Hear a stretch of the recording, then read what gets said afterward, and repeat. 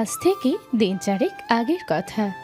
লালমাটিয়ার একটি শান্ত ক্যাফেতে মিতু রাগ মাখানো মুখ নিয়ে বসে আছে, আর তার সামনে অপরাধীর মতো মুখ করে বসে আছে তামিম। আমি আপনাকে পরিষ্কার ভাষায় বলছি তামিম সাহেব, আপনি এক্ষুনি ওটা ডিলিট করবেন। আরে ডিলিট করবো কেন? ছবিটা তো বেশ কিউট এসছে। কিউট এসেছে? আমি ফুসকা মুখে নিয়ে চোখ গোল গোল করে আছি, ওটা কিউট? অবশ্যই, চাঁদেরও তো দাগ থাকে। আপনারা না হয় একটা হাঁ করা ছবি থাকলো। মুখ সামলে কথা বলুন, আমি মিতু, আমার কোনো হাঁ করা ছবি থাকতে পারে না। ফেসবুকে তো আমি দিচ্ছি না, আমি তো শুধু আমার ফোনের গ্যালারিতে রেখেছি। হোয়াট? আমার পারমিশন ছাড়া আপনি ওটা গ্যালারিতে সেভ করে রেখেছেন? আরে আমি তো আপনার ছবি তুলতে যাইনি, আমি তো জাস্ট ক্যাফের ওই গাছটার ছবি তুলেছিলাম। গাছের ছবি তুলেছেন তো আমি গাছের আড়ালে ফুসকা খাচ্ছিলাম কেন? সেটা তো আমার দোষ না, আপনি তো গাছের পেছনে লুকিয়ে ফুচকা গেলছিলেন। গিলছিলাম মানে? আমি খুব ভদ্রভাবে খাচ্ছিলাম। ভদ্রভাবে ফুচকা পুরোটা একসাথে মুখে পড়ে দেওয়া যায় নাকি? হ্যাঁ যায়, আমি পারি, আপনার তাতে কি? আমার কোনো সমস্যা নেই, আমি তো জাস্ট ছবিটা মেমোরি হিসেবে রেখে দিয়েছি। আমার সাথে আপনার কিসের মেমোরি? হ্যাঁ, আপনি তো আমার আপুর দেবর ছাড়া আর কেউ নন। শুধু দেবর কেন, আমি তো আপনার ভালো একজন শুভাকাঙ্ক্ষীও। আমার এমন শুভাকাঙ্ক্ষীর কোনো দরকার নেই, আপনি ফোনটা দিন বলছি। ফোন দিলে তো আপনি ছবিটা ডিলিট করে দেবেন। হ্যাঁ, ডিলিট করতেই তো চাচ্ছি, দিন ফোনটা। ইম্পসিবল, এই ছবি আমি ডিলিট করব না, এটা আমার কপিরাইট। কপিরাইট মানে? ফেস তো আমার। কিন্তু ক্লিকটা তো আমার আইফোনের, সো ছবিটা আমার সম্পত্তি। আপনি কিন্তু খুব বেশি বাড়াবাড়ি করছেন তামিম সাহেব। আমি একদম নর্মাল আছি, আপনিও রেখে গিয়ে কপালে ভাঁজ ফেলছেন। রাখবো না, আপনি আমার পারমিশন ছাড়া ছবি তুলেছেন। আচ্ছা বাবা, একটা শর্তে ডিলিট করতে পারি। কি শর্ত? তাড়াতাড়ি বলুন। কালকে বিকেলে আপনি আমার সাথে ধানমন্ডি লেকে একটু হাঁটতে যাবেন। হোয়াট? আপনার সাথে আমি লেকে হাঁটবো? আপনার কি মাথা খারাপ হয়ে গেছে? হাঁটলে কি এমন ক্ষতি হবে? লেক তো সবার জন্যই খোলা। সবার জন্য খোলা হলো, আপনার সাথে হাঁটার মতো সময় আমার নেই। তাহলে ছবিটা আমার ফোনেই থাকবে, আমি এটা ডিলিট করছি না। অসহ্য। আপনি আপনি একটা আস্ত ব্ল্যাকমেইলার। ব্ল্যাকমেইল না, এটাকে বলে কিউট নেগোসিয়েশন। নেগোসিয়েশন নিজের কাছে রাখুন, আমি চললাম। আরে শুনুন, বিলটা কে দেবে? আপনিই দিবেন। ছবি তোলার জরিমানা হিসেবে বিলটা আপনি পে করবেন। মিতু রাগে পা ঝুঁকে ক্যাফে থেকে বেরিয়ে গেল, আর তামিম তার ফোনের স্ক্রিনে মিতুর ফুচকা খাওয়ার সে হাসি খুশি ছবিটার দিকে তাকিয়ে একা একাই হাসতে লাগলো।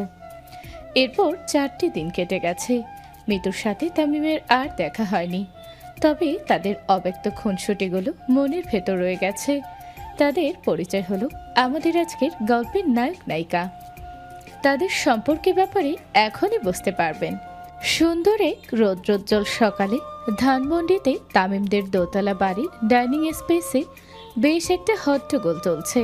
তামিমের মা বলেন, জমিলা, তুই কি আজ আমাকে প্রেশার বাড়িয়ে মারার প্ল্যান করেছিস? কেন খালাম্মা, কি হয়েছে? কি হয়েছে মানে? ডিমের অমলেটে এত লবণ কেন? এটা কি সমুদ্রের পানি দিয়ে ভিজেছিস? ভুল হয়ে গেছে খালাম্মা, আমি তো লবণ ঠিকই দিয়েছিলাম, হয়তো একটু বেশি পড়ে গেছে। আহা সালমা, সকাল সকাল কাজের মেয়েটাকে বকাঝকা করো না তো। একদিন একটু লবণ বেশি হলে কি আর এমন ক্ষতি? ক্ষতি তো তোমার হবে না, তোমার তো ব্লাড প্রেশার নেই, আমার তো ব্লাড প্রেশার হাই হয়ে যাবে। তামিমের বড় ভাই শফিক বলে, মা, তুমি তো টেনশন দিও না তো। জমিলা, তুমি আমার জন্য একটা হাফ বয়েল ডিম করে নিয়ে আসো, লবণ ছাড়া। আইসা ভাইজান, আমি এখনই দিতাছি। এমন সময় তামিম সিঁড়ি বেয়ে নিচে নেমে আসে। পরনে একটা সাধারণ টি শার্ট আর ট্রাউজার, চুলগুলো উস্কো খুস্কো। আসসালামু আলাইকুম, শুভ সকাল সবাইকে। ওয়ালাইকুম আসসালাম। কিরে তামিম, আজ এত সকালে উঠে পড়লি যে? তোর তো কোনো ক্লাস নেই আজ? এমনি বাবা, ভাবলাম আজ সকাল সকাল উঠে তোমাদের সাথে নাস্তা করে। বাহ, হঠাৎ এত পরিবর্তন? সূর্য কি আজ পশ্চিম দিক দিয়ে উঠেছে নাকি? ভাইয়া, তুমি কিন্তু সকাল সকাল খোঁচা দিচ্ছ, আমি কি ভোরে উঠতে পারি না? পারিস তো বাবা, কিন্তু তুই তো উঠিস না একদিনও। তার নাস্তায় কি খাবি বল? আমি শুধু দুটো টোস্ট আর চা খাবো। ভাবি কোথায়? ভাবিকে তো দেখছি না। তোর ভাবি রান্নাঘরে আছে, আমার জন্য টিফিন রেডি করছে। ও আচ্ছা, তোমরা নাস্তা করো, আমি রান্নাঘর থেকে আসছি। তামিম গুটি গুটি পায়ে রান্নাঘরে ঢুকে দেখে তার ভাবি নীলা খুব মনোযোগ দিয়ে শফিকের টিফিন বক্সে খাবার গুছাচ্ছে। ভাবি কি অবস্থা? এত সকালে তো কাজ করলে তো তুমি অসুস্থ হয়ে পড়বে। আরে তামিম, তুই এত সকালে কিছু লাগবে তোর? লাগবে মানে? খুব ইম্পর্ট্যান্ট একটা জিনিস লাগবে। তুমি ছাড়া এই কাজ আর কেউ করতে পারবে না। কি এমন কাজ? তুই আবার কোনো ঝামেলায় পাকিয়েছিস নাকি? আরে না ভাবি, আমি কি সারাদিন ঝামেলাই করি নাকি? আমি তো একদম শান্ত শিষ্ট একটা ছেলে। তোর শান্তশিষ্ট রূপ আমার খুব ভালো করেই চেনা আছে। ভনিতা না করে সোজা বল কি চাস। ভাবি মানে বলছিলাম কি, বাড়িটা কেমন যেন নীরব নীরব লাগছে না? নীরব লাগছে কেন? তোর ভাই তো এইমাত্র এত জোরে হাসলো, আর মা তো সকাল থেকেই জামিলার উপরে চটপট করছে। তাহলে নীরব মনে হচ্ছে কেন? আরে না, সে নীরবতা না। আমি বলছিলাম একটা চঞ্চলতা মিসিং, এটা ফ্রেশনেস মিসিং। ও আচ্ছা, ফ্রেশনেস মিসিং। তুই এয়ার ফ্রেশনার এনে স্প্রে করে দে। ভাবি তুমি ইচ্ছে করে না বোঝার ভান করছো তাই না? তুমি ভালো করে জানো আমি কার কথা বলছি। আমি কি করে জানবো তুই কার কথা বলছিস? তুই তো কারোর নাম বলিস না। ভাবি তোমার বোনকে একটু আনো না আমাদের বাড়িতে, কয়েকটা দিন থাকুক না আমাদের সাথে। মিতুকে আনবো? কেন? তুই হঠাৎ মিতুর কথা মনে পড়লো কেন? এমনি মনে পড়লো, কতদিন দেখিনি পিচ্ছিটাকে, ওইলে বাড়িটা একটু সরগরম থাকতো। তুই মিতুকে পিচ্ছি বলছিস? ও শুনলে কিন্তু তোকে আস্ত রাখবে না। শুনবে কোত্থেকে? ও তো আর এখানে নেই। তুমি ওকে ফোন দিয়ে নিয়ে এসো না ভাবি, প্লিজ। মিতু কিন্তু আসতে চাইবে না। তুই তো জানিস ও কেমন ঘাটতেরা। তুমি বললে ঠিকই আসবে। তুমি একটু ইমোশনালি ব্ল্যাকমেল করবে, বলবে তোমার শরীর খারাপ, একা লাগছে। আমি কেন মিথ্যে কথা বলতে যাব? আর ও এলে তো সারাদিন তোর সাথে ঝগড়া করবে, এতে তোর ভাইয়া বিরক্ত হবে। ভাইয়া কিচ্ছু বিরক্ত হবে না, আমি ভাইকে ম্যানেজ করে নেব। আর আমি ওর সাথে একদম ঝগড়া করবো না, প্রমিস। তোর প্রমিসের কোনো দাম নেই আমার কাছে। তুই তো ওকে দেখলেই খেঁচাতে শুরু করিস। এর আগের বার এসে মেয়েটা তোর জ্বালায় পাগল হয়ে গিয়েছে। এবার আর খেঁচাবো না, একদম ভালো ছেলের মতো থাকবো। তুমি শুধু ওকে নিয়ে এসো। আচ্ছা, একটা শর্তে আমি ওকে আনতে পারি। কি শর্ত? তুমি যা বলবে আমি তাই মানবো। ও যতদিন এই বাড়িতে থাকবে তুই ওর কোনো কথায় রাগ করতে পারবি না। ও যা বলবে তোকে চুপচাপ মেনে নিতে হবে। এটা কেমন শর্ত ভাবি? ও যদি আমাকে ছাদ থেকে লাফ দিতে বলে, আমি কি তাই করব? সেটা তোর ব্যাপার, কিন্তু ওর সাথে কোনো ঝগড়া করা চলবে না। রাজি থাকলে বল। আচ্ছা বাবা, রাজি। আমি একদম মুখে কলু পেটে বসে থাকবো। এবার তুমি ওকে ফোন করো। ঠিক আছে, আমি আজ দুপুরে ওকে ফোন করে বলবো। এবার যা, তুই টেবিলে গিয়ে বস, আমি তোর চা নিয়ে আসছি। থ্যাংক ইউ ভাবি, ইউ আর দ্য বেস্ট। তুমি আমার আসল গার্জিয়ান। বেলা গড়িয়ে তখন সকাল 11টা। অন্যদিকে বসুন্ধরা আবাসিক এলাকায় অবস্থিত এক নামকরা বেসরকারি বিশ্ববিদ্যালয়ের বিশাল ক্যাম্পাসে ছাত্রছাত্রীদের বেশ ভিড়। হঠাৎ একটা কালো রঙের সেডান গাড়ি এসে ক্যাম্পাসের গেটের কাছে থামল। গাড়ির দরজা খুলে নামলো মিতু। পরনে একটা স্টাইলিস্ট কুর্তি, চোখে বড় কালো সানগ্লাস আর হাতে কফির মগ। তার হাঁটার স্টাইলে একটা অসম্ভব আত্মবিশ্বাস আর অহংকার। এক্সকিউজ মি মিতু আপু। হ্যাঁ বলুন, কি চাই? আপু আমি নয়ন, বিবিএ ফার্স্ট ইয়ার। এই গোলাপটা আপনার জন্য। গোলাপ? আমাকে গোলাপ দিচ্ছেন কেন? আমার কি বাগান করার বয়স হয়েছে বলে আপনার মনে হয়? না আপু, মানে আপনি অনেক সুন্দর তো তাই। আমি সুন্দর সেটা আমি খুব ভালো করেই জানি। এর জন্য আপনার গোলাপ দিয়ে সেটা প্রমাণ করার কোনো দরকার নেই। আপু আমি আসলে আপনাকে অনেক পছন্দ করি। তো পছন্দ করবেন তো আমি কি করব? আমাকে তো অনেকেই পছন্দ করে। আমি কি সবার হাতে একটা করে গোলাপ ধরিয়ে দিব? না আপু, আমি একটু অন্যরকম ভাবে। শুনুন নয়নবাবু, আপনি ফার্স্ট ইয়ারে পড়েন, মন দিয়ে পড়াশোনা করুন। এইসব ফালতু রোমান্স করার জন্য অনেক সময় পাবেন। এখন শুনুন, আমার ক্লাসে দেরি হয়ে যাচ্ছে। মিতু নয়নকে পাশ কাটিয়ে গট করে ভেতরে চলে গেল। নয়ন বেচারা বোকার মতো গোলাপ হাতে দাঁড়িয়ে রইল। দূর থেকে মিতুর বান্ধবী তুলি আর যারা এই দৃশ্য দেখে হাসতে হাসতে এগিয়ে এলো। কি রে মিতু, সকাল সকাল একটা কচি ছেলের মন ভেঙে দিলি? একটু তো মায়া দয়া করতি। মায়া দয়া দেখাতে আমি এখানে আসিনি। আমার পেছনে ঘুরতে হলে একটা স্ট্যান্ডার্ড লাগে। তোর এই হাই স্ট্যান্ডার্ড চক্করে তো তুই সারা জীবন সিঙ্গেলই থেকে যাবি। শেষে দেখবি ওই তামিম ভাই ছাড়া আর কোনো গতি নেই। হোয়াট? ওই আবুলটার কথা তোরা আমাকে বলছিস? ওর মতো একটা আনরোমান্টিক ছেলের দিকে আমি ফিরেও তাকাবো না। তামিম ভাইকে তুই আবুল বলছিস? ছেলেটা কত স্মার্ট, কত কিউট, তোর জন্য একদম পাগল। পাগল হলে পাবনা মেন্টাল হাসপাতালে যাক, আমার পেছনে ঘোরার কোনো দরকার নেই। আর তাছাড়া ও আমার আপুর দেবর। তুই কিন্তু তামিম ভাইকে একটু বেশি ইগনোর করিস। ছেলেটা তোকে এত ভালোবাসে, একটু তো পাত্তা দিতে পারিস।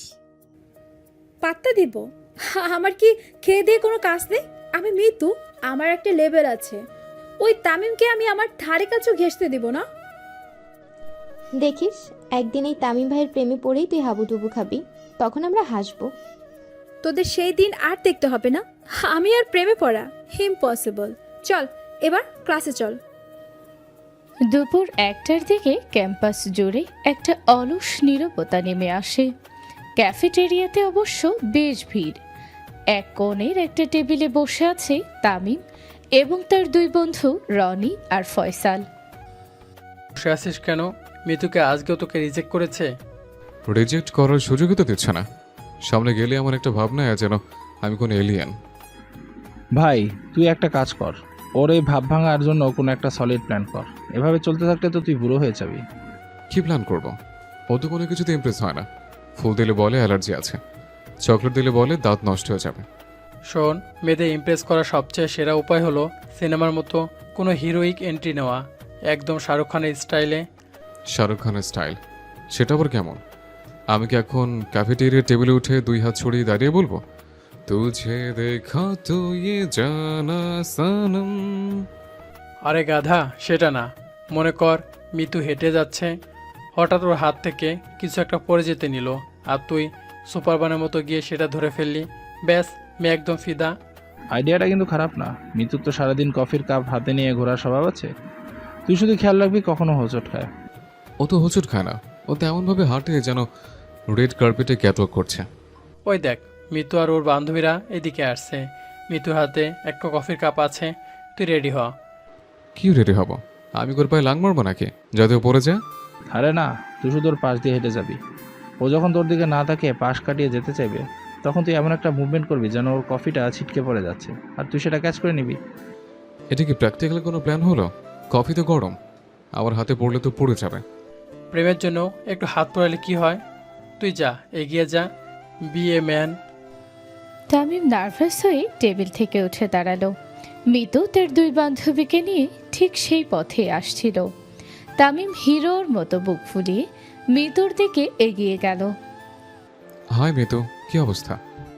আপনার তাতে কি? আপনি রাস্তা ছাড়ুন, আমার যাওয়ার জায়গা দিন।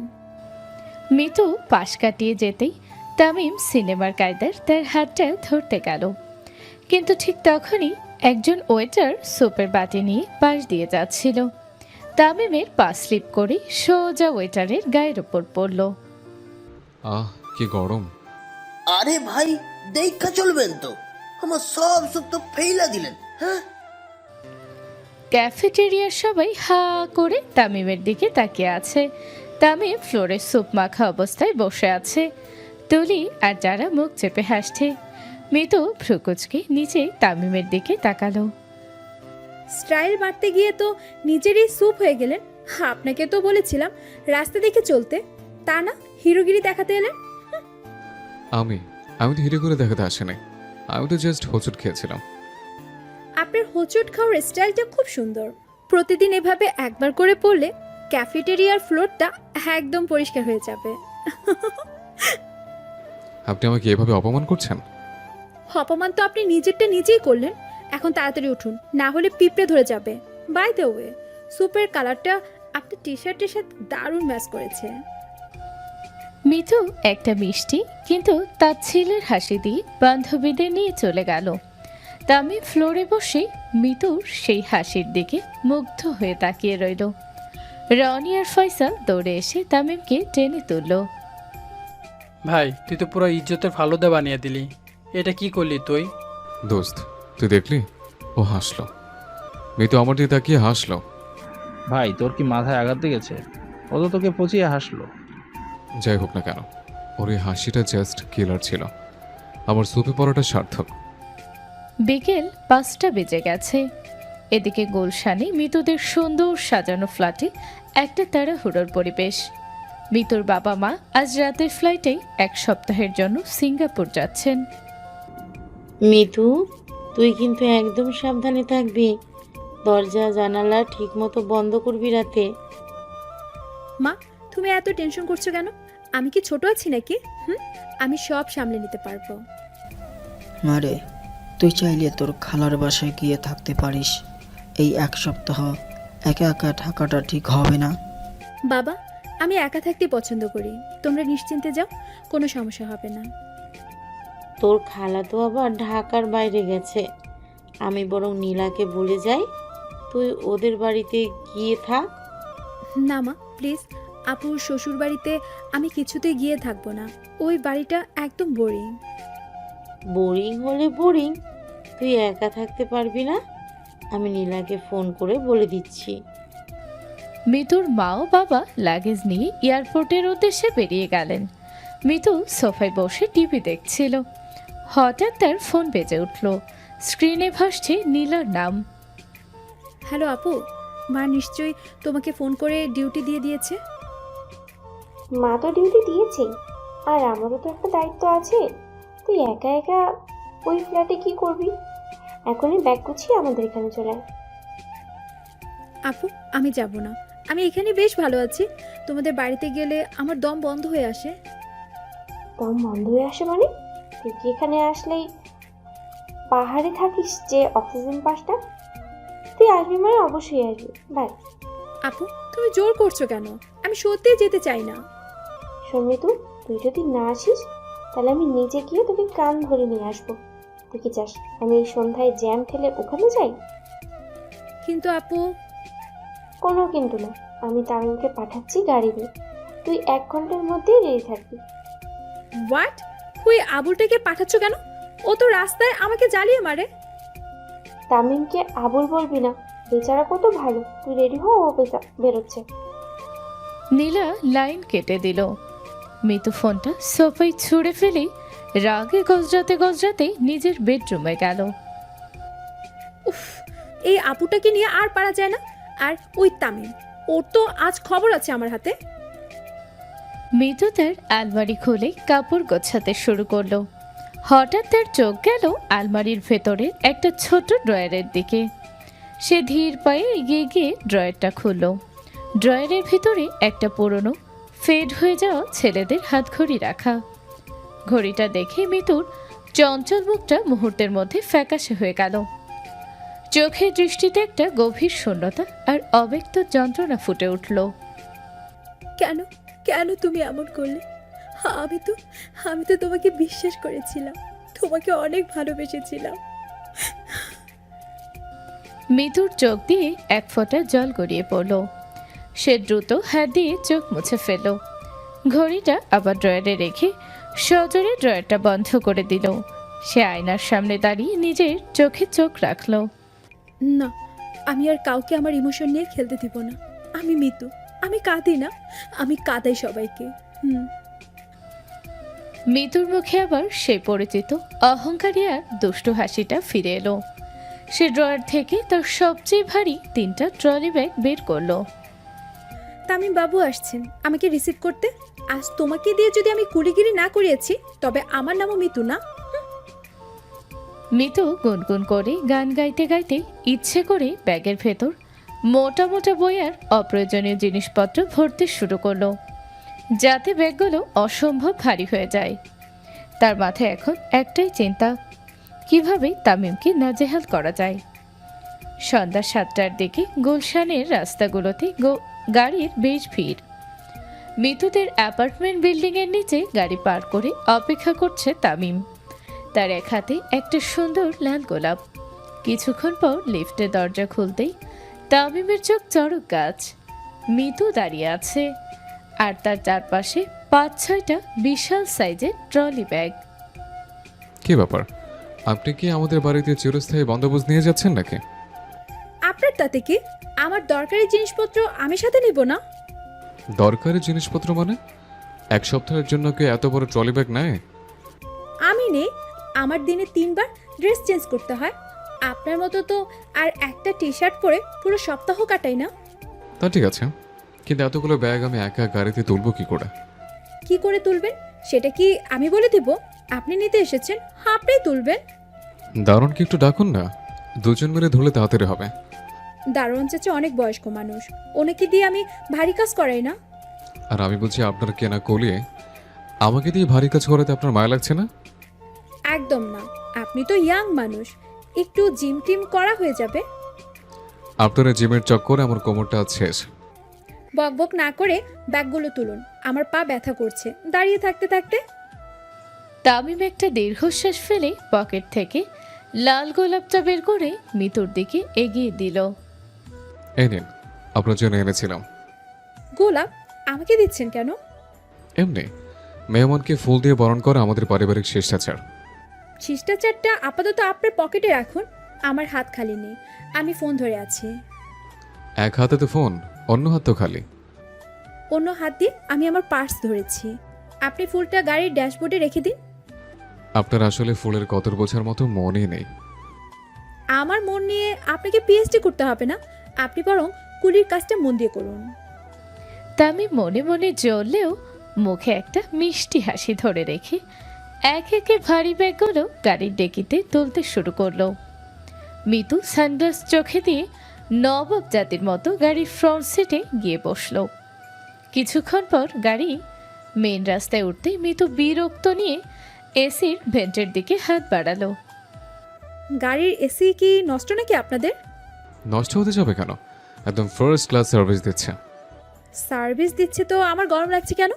এটা একটু বাড়িয়ে দিন। এসি তো অলরেডি 18তে দেয়া আছে, এর নিচে তো আর নামবে না। তাহলে ফ্যানের স্পিড বাড়িয়ে দিন, আমার দম বন্ধ হয়ে আসছে। ফ্যান স্পিড বাড়ালে তো শব্দ হবে, আর 18তে তো এমনিতেই বেশ ঠান্ডা। আপনার ঠান্ডা লাগছে কারণ আপনার শরীরে চর্বি নেই, আমার গরম লাগছে, আপনি স্পিড বাড়ান। আচ্ছা বাবা, বাড়াচ্ছে, কিন্তু পরে শীত কাঁপলে আমাকে বলতে পারবেন না। আমার অত শীত লাগে না, আপনি নিজের চরকায় তেল দিন। তামিম এসির স্পিড বাড়িয়ে দিয়ে গাড়ির মিউজিক সিস্টেম অন করলো। খুব সুন্দর একটা সফট রোমান্টিক গান বাজাতে শুরু করলো। উফ, এটা কি গান ছেড়েছেন? কেন, সুন্দর একটা রোমান্টিক গান, লং ড্রাইভে এসব গানই তো ভালো লাগে। লং ড্রাইভ না চাই, জ্যামের মধ্যে বসে আছেন, এর মধ্যে আবার রোমান্টিক গান। জ্যামের বিরক্তি কমাতে তো গানটা দিলাম। আপনার এই ঘ্যান ঘ্যানে গান শুনে আমার বিরক্তি আরো বেড়ে যাচ্ছে, এটা চেঞ্জ করুন। আপনার সমস্যাটা কি বলুন তো, কিসে শান্তি পান আপনি? আমি চুপচাপ থাকতে শান্তি পাই, গানটা বন্ধ করুন প্লিজ। আমি গাড়ি চালাচ্ছি, আমার একটু রিফ্রেশমেন্ট দরকার, গান চলবে। চলবে না, আপনি বন্ধ না করলে আমি নিজে স্পিকারের তার ছিঁড়ে ফেলবো। আচ্ছা ঠিক আছে, আমি চেঞ্জ করে দিচ্ছি। রাক্ষসী একটা। কি বলেন আপনি? আমি রাক্ষসী? আমি কিছু বলিনি, আমি তো গানের লিরিক্স গাচ্ছিলাম। আমি কিন্তু স্পষ্ট শুনেছি আপনি আমাকে রাক্ষসী বলেছেন। আপনার কানে ডাক্তার দেখানো উচিত। আমি বলেছি রাক্ষসী গান। মিথ্যাবাদী, আপনার মতো ফাজিল ছেলে আমি জীবনও দেখিনি। তামিম শব্দ করে হেসে দিল। মিতুর আগে মুখ ফুলিয়ে জানালার বাহিরের দিকে তাকিয়ে রইল। ধানমন্ডির বাড়িতে পৌঁছাতে পৌঁছাতে রাত প্রায় 8টা বেজে গেল। তামিমদের দোতলা বাড়ির ড্রয়িং রুমে তখন উৎসবের আমেজ। মিতুকে দেখি তামিমের মা সালমা বেগম দৌড়ে এসে তাকে জড়িয়ে ধরলেন। আরে আমার মামনিটা এসেছে, কতদিন পর দেখলাম তোকে। খালামণি, আমিও আপনাকে অনেক মিস করেছি, আপনি কেমন আছেন? আমি তো ভালো আছি মা, তুই তো শুকিয়ে গেছিস একদম। কি যে বলেন খালামণি, আমি তো আগের মতোই আছি, আপনি বরং অনেক ইয়াং হয়ে গেছেন। আসো মা, ভেতরে আসো, দাঁড়িয়ে রইলে কেন? আসসালামু আলাইকুম আঙ্কেল। আপনার শরীর ভালো এখন? ওয়ালাইকুম আসসালাম। আলহামদুলিল্লাহ মা, এখন বেশ ভালো আছি। তুমি আসেই বাড়িটা আজ খুব সুন্দর লাগছে। মিতু একদম লক্ষ্মী মেয়ের মতো সবার সাথে কুশল বিনিময় করছে। তামিম সোফায় বসে হা করে মিতুর এই রূপ পরিবর্তন দেখছিল। মা, ও মোটেও শুকায়নি। একটু আগে আমাকে দিয়ে 5টা ভারী ব্যাগ টানিয়েছে। আহারে, তামিম ভাইয়ের বুঝি খুব কষ্ট হয়েছে? আমি তো নিষেধ করেছিলাম। নিষেধ করেছিলেন? আপনি তো আমাকে হুকুম দিচ্ছিলেন। কি যে বলেন না তামিম ভাই, আমি আপনাকে হুকুম দিতে যাব কেন? তামিম, তুই আবার মিতুর সাথে লাগছিস? মেয়েটা এত জার্নি করে এসেছে আর তুই ওকে কথা শোনাচ্ছিস? মা, তুমি তো জানো না ও গাড়িতে কি করেছে। আমার গানের সিস্টেমটা প্রায় ভেঙিয়ে ফেলেছিল। খালামণি, আমি কিন্তু কিচ্ছুই করিনি। তামিম ভাই ইচ্ছে করে আমার সাথে ঝগড়া করছিল। মিতু খুব আদুরে গলায় কথাগুলো বলে আড়ালে তামিমের দিকে তাকিয়ে একটা ভেঙচি কাটল। নীলা সিঁড়ি দিয়ে নামতে নামতে এই দৃশ্য দেখে হেসে ফেলল এবং তামিমকে চোখ টিপে ইশারা করলো। মিতু, তুই ফ্রেশ হয়ে নে, আমি টেবিলে খাবার দিচ্ছি। ঠিক আছে আপু, আমি আসছি। রাত 8:30টায় সবাই ডাইনিং টেবিলে বসেছে। সালমা বেগম নিজ হাতে মিতুর পছন্দের অনেকগুলো পদ রান্না করেছেন। মিতু, এই চিংড়ির মালাইকারিটা নে, আমি তোর জন্য স্পেশাল করে বানিয়েছি। থ্যাংক ইউ খালামণি, আপনার হাতের রান্না তো কোনো তুলনাই হয় না। তা তো বটেই, তবে আজ মনে হচ্ছে মা একটু বেশি যত্ন করে রেখেছেন। মা তো মিতুকে নিজের ছোট মেয়ের মতোই ভালোবাসেন, যত্ন তো করবেনই। সবাই খুব স্বাভাবিকভাবে খাচ্ছে। তামিম বসেছে ঠিক মিতুর উল্টো দিকের চেয়ারটাই। সে হঠাৎ টেবিলের নিচ দিয়ে পা বাড়িয়ে মিতুর পায়ের আঙুলের ওপর আলতো করে খোঁচা দিল। কি হলো মা, কিছু হয়েছে? না আঙ্কেল, কিছু না, মানে একটা মশা কামড় দিল মনে হয়। আমাদের বাড়িতে তো মশা নেই, আপনি মনে হয় ভুল টের পেয়েছেন। মশা না থাকলে নিশ্চয়ই কোনো বড় সাইজের ছারপোকা হবে। ছাড়পোকা আমাদের ডাইনিং টেবিলে? অসম্ভব। তামিম আবার মিতুর পায়ে একটা মৃদু ধাক্কা দিল। এবার মিতু চমকে গিয়ে পানি খেতে গিয়ে সজোরে বিষম খেল। আরে কি হলো মিতু, পানি খা, আস্তে খা। মাথাটায় একটু হাত বুলিয়ে দে তো নীলা, বেচারি মনে হয় গলায় আটকে ফেলেছে। তামিম, তুই পানিটা এগিয়ে দে ওকে। তামিম খুব ভদ্র ছেলের মতো মিতুর দিকে পানির গ্লাসটা এগিয়ে দিল, কিন্তু তার ঠোঁটের কোণে একটা দুষ্টু হাসি আটকে ছিল। আস্তে আস্তে খান, এত তাড়া তো নেই। আপনার দয়া দেখাতে হবে না, আমি ঠিক আছি। আমি তো জাস্ট হেল্প করছিলাম। আপনার হেল্পের নমুনা আমি টেবিলের নিচে টের পাচ্ছি। টেবিলের নিচে কি টের পাচ্ছিস মা? কিছু না খালামণি, আমি বলছিলাম টেবিলের নিচে মনে হয় একটা বিড়াল আছে। বিড়াল তো কাঁটা খায়, চিংড়ি মাছ তো খায় না। বিড়ালটা চিংড়ি মাছ না খেলেও খুব ডিস্টার্ব করছে। আপনি একটু পাটা গুটিয়ে বসুন, তাহলে আর বিড়াল ডিস্টার্ব করতে পারবে না। মিতু রাগে কটমট করে তামিমের দিকে তাকালো। তামিম একদম নিষ্পাপ মুখ করে নিজের প্লেটের খাবারে মনোযোগ দিল। সবার অগোচরে তাদের এই নীরব যুদ্ধ টেবিলের নিচে চলতেই থাকলো। রাত বেজে 11টা, পুরো বাড়ি নিস্তব্ধ হয়ে গেছে। মিতু একা ছাদে দাঁড়িয়ে আছে, ফুরফুরে বাতাসে তার চুলগুলো উঠছে। তামিম দুটো মগে ধোঁয়াটা কফি নিয়ে নিঃশব্দেই ছাদের দরজায় এসে দাঁড়ালো। মিতু রেলিংয়ে ভর দিয়ে আকাশের দিকে তাকিয়েছিল। কফি খাবেন? আপনি এখানে কি করছেন? আমি একা থাকতে চাই। একা থাকতে চাইলে তো আর খোলা ছাদে আসা যায় না, এখানে তো বাতাসও আপনার সঙ্গ দিচ্ছে। আপনার কাব্যিক কথাবার্তা শোনার মুড আমার নেই। মুড ঠিক করার জন্য তো কফিটা এনেছে, নিন ধরুন। আমি আপনার হাতে কফি খাবো না। কেন? বিষ মেশানো আছে বলে মনে হচ্ছে? বিষ না থাকলেও অন্য কিছু মেশানো থাকতে পারে, আপনার তো কোনো ভরসা নেই। আচ্ছা, আমি আগে খেয়ে প্রমাণ দিচ্ছি। তামিম নিজের মগ থেকে এক চুমুক খেয়ে মিতুর দিকে অন্য মগটা বাড়িয়ে দিল। মিতু একটু ইতস্তত করে শেষমেশ কফির মগটা হাতে নিল। চিনি ঠিক মতো দিয়েছেন তো? আপনার জন্য স্পেশাল করে বানিয়েছে। মিষ্টি তো একটু বেশি হবে। আপনার ওই ওভার স্মার্টনেস আমার একদম পছন্দ না। কিন্তু আপনার এই রাগী রাগী রূপটা আমার খুব পছন্দ। আপনার পছন্দ অপছন্দে আমার কিচ্ছু যায় আসে না। সত্যি কিছু যে আসে না? তাহলে ডাইনিং টেবিলে আমার ওইটুকু ছোঁয়া এত চমকে উঠেছিল কেন? আমি চমকে উঠিনি, আমি জাস্ট এক্সপেক্ট করিনি কেউ এত বেয়াদব হতে পারে। বেয়াদবি কোথায় দেখলেন? আমি তো শুধু আপনার মনোযোগ আকর্ষণ করতে চাইছিলাম। আমার মনোযোগ আকর্ষণ করে আপনার কি লাভ? লাভ তো অনেক। এই যখন আপনি আমার সাথে একা ছাদে দাঁড়িয়ে কথা বলছেন। আমি আপনার সাথে কথা বলতে আসিনি, আমি পরিবেশটা উপভোগ করছিলাম। মিতু, আপনি কি সবসময় এমনই থাকেন? এই যে কথায় কথায় একটা দেওয়াল তুলে রাখা। আমার দেওয়াল আমি তুলে রাখবো, তাতে আপনার কি সমস্যা? সমস্যা আছে, কারণ দেওয়ালের পেছনে মানুষটা যে খুব একা, সেটা আমি বুঝতে পারি। তামিমের এই কথাই মিতু হঠাৎ জমে গেল। কফির মগটা তার হাতে হালকা কাঁপতে শুরু করলো। সে তামিমের চোখের দিকে তাকালো। সেখানে কোনো দুষ্টুমি নেই, আছে এক অদ্ভুত মায়া।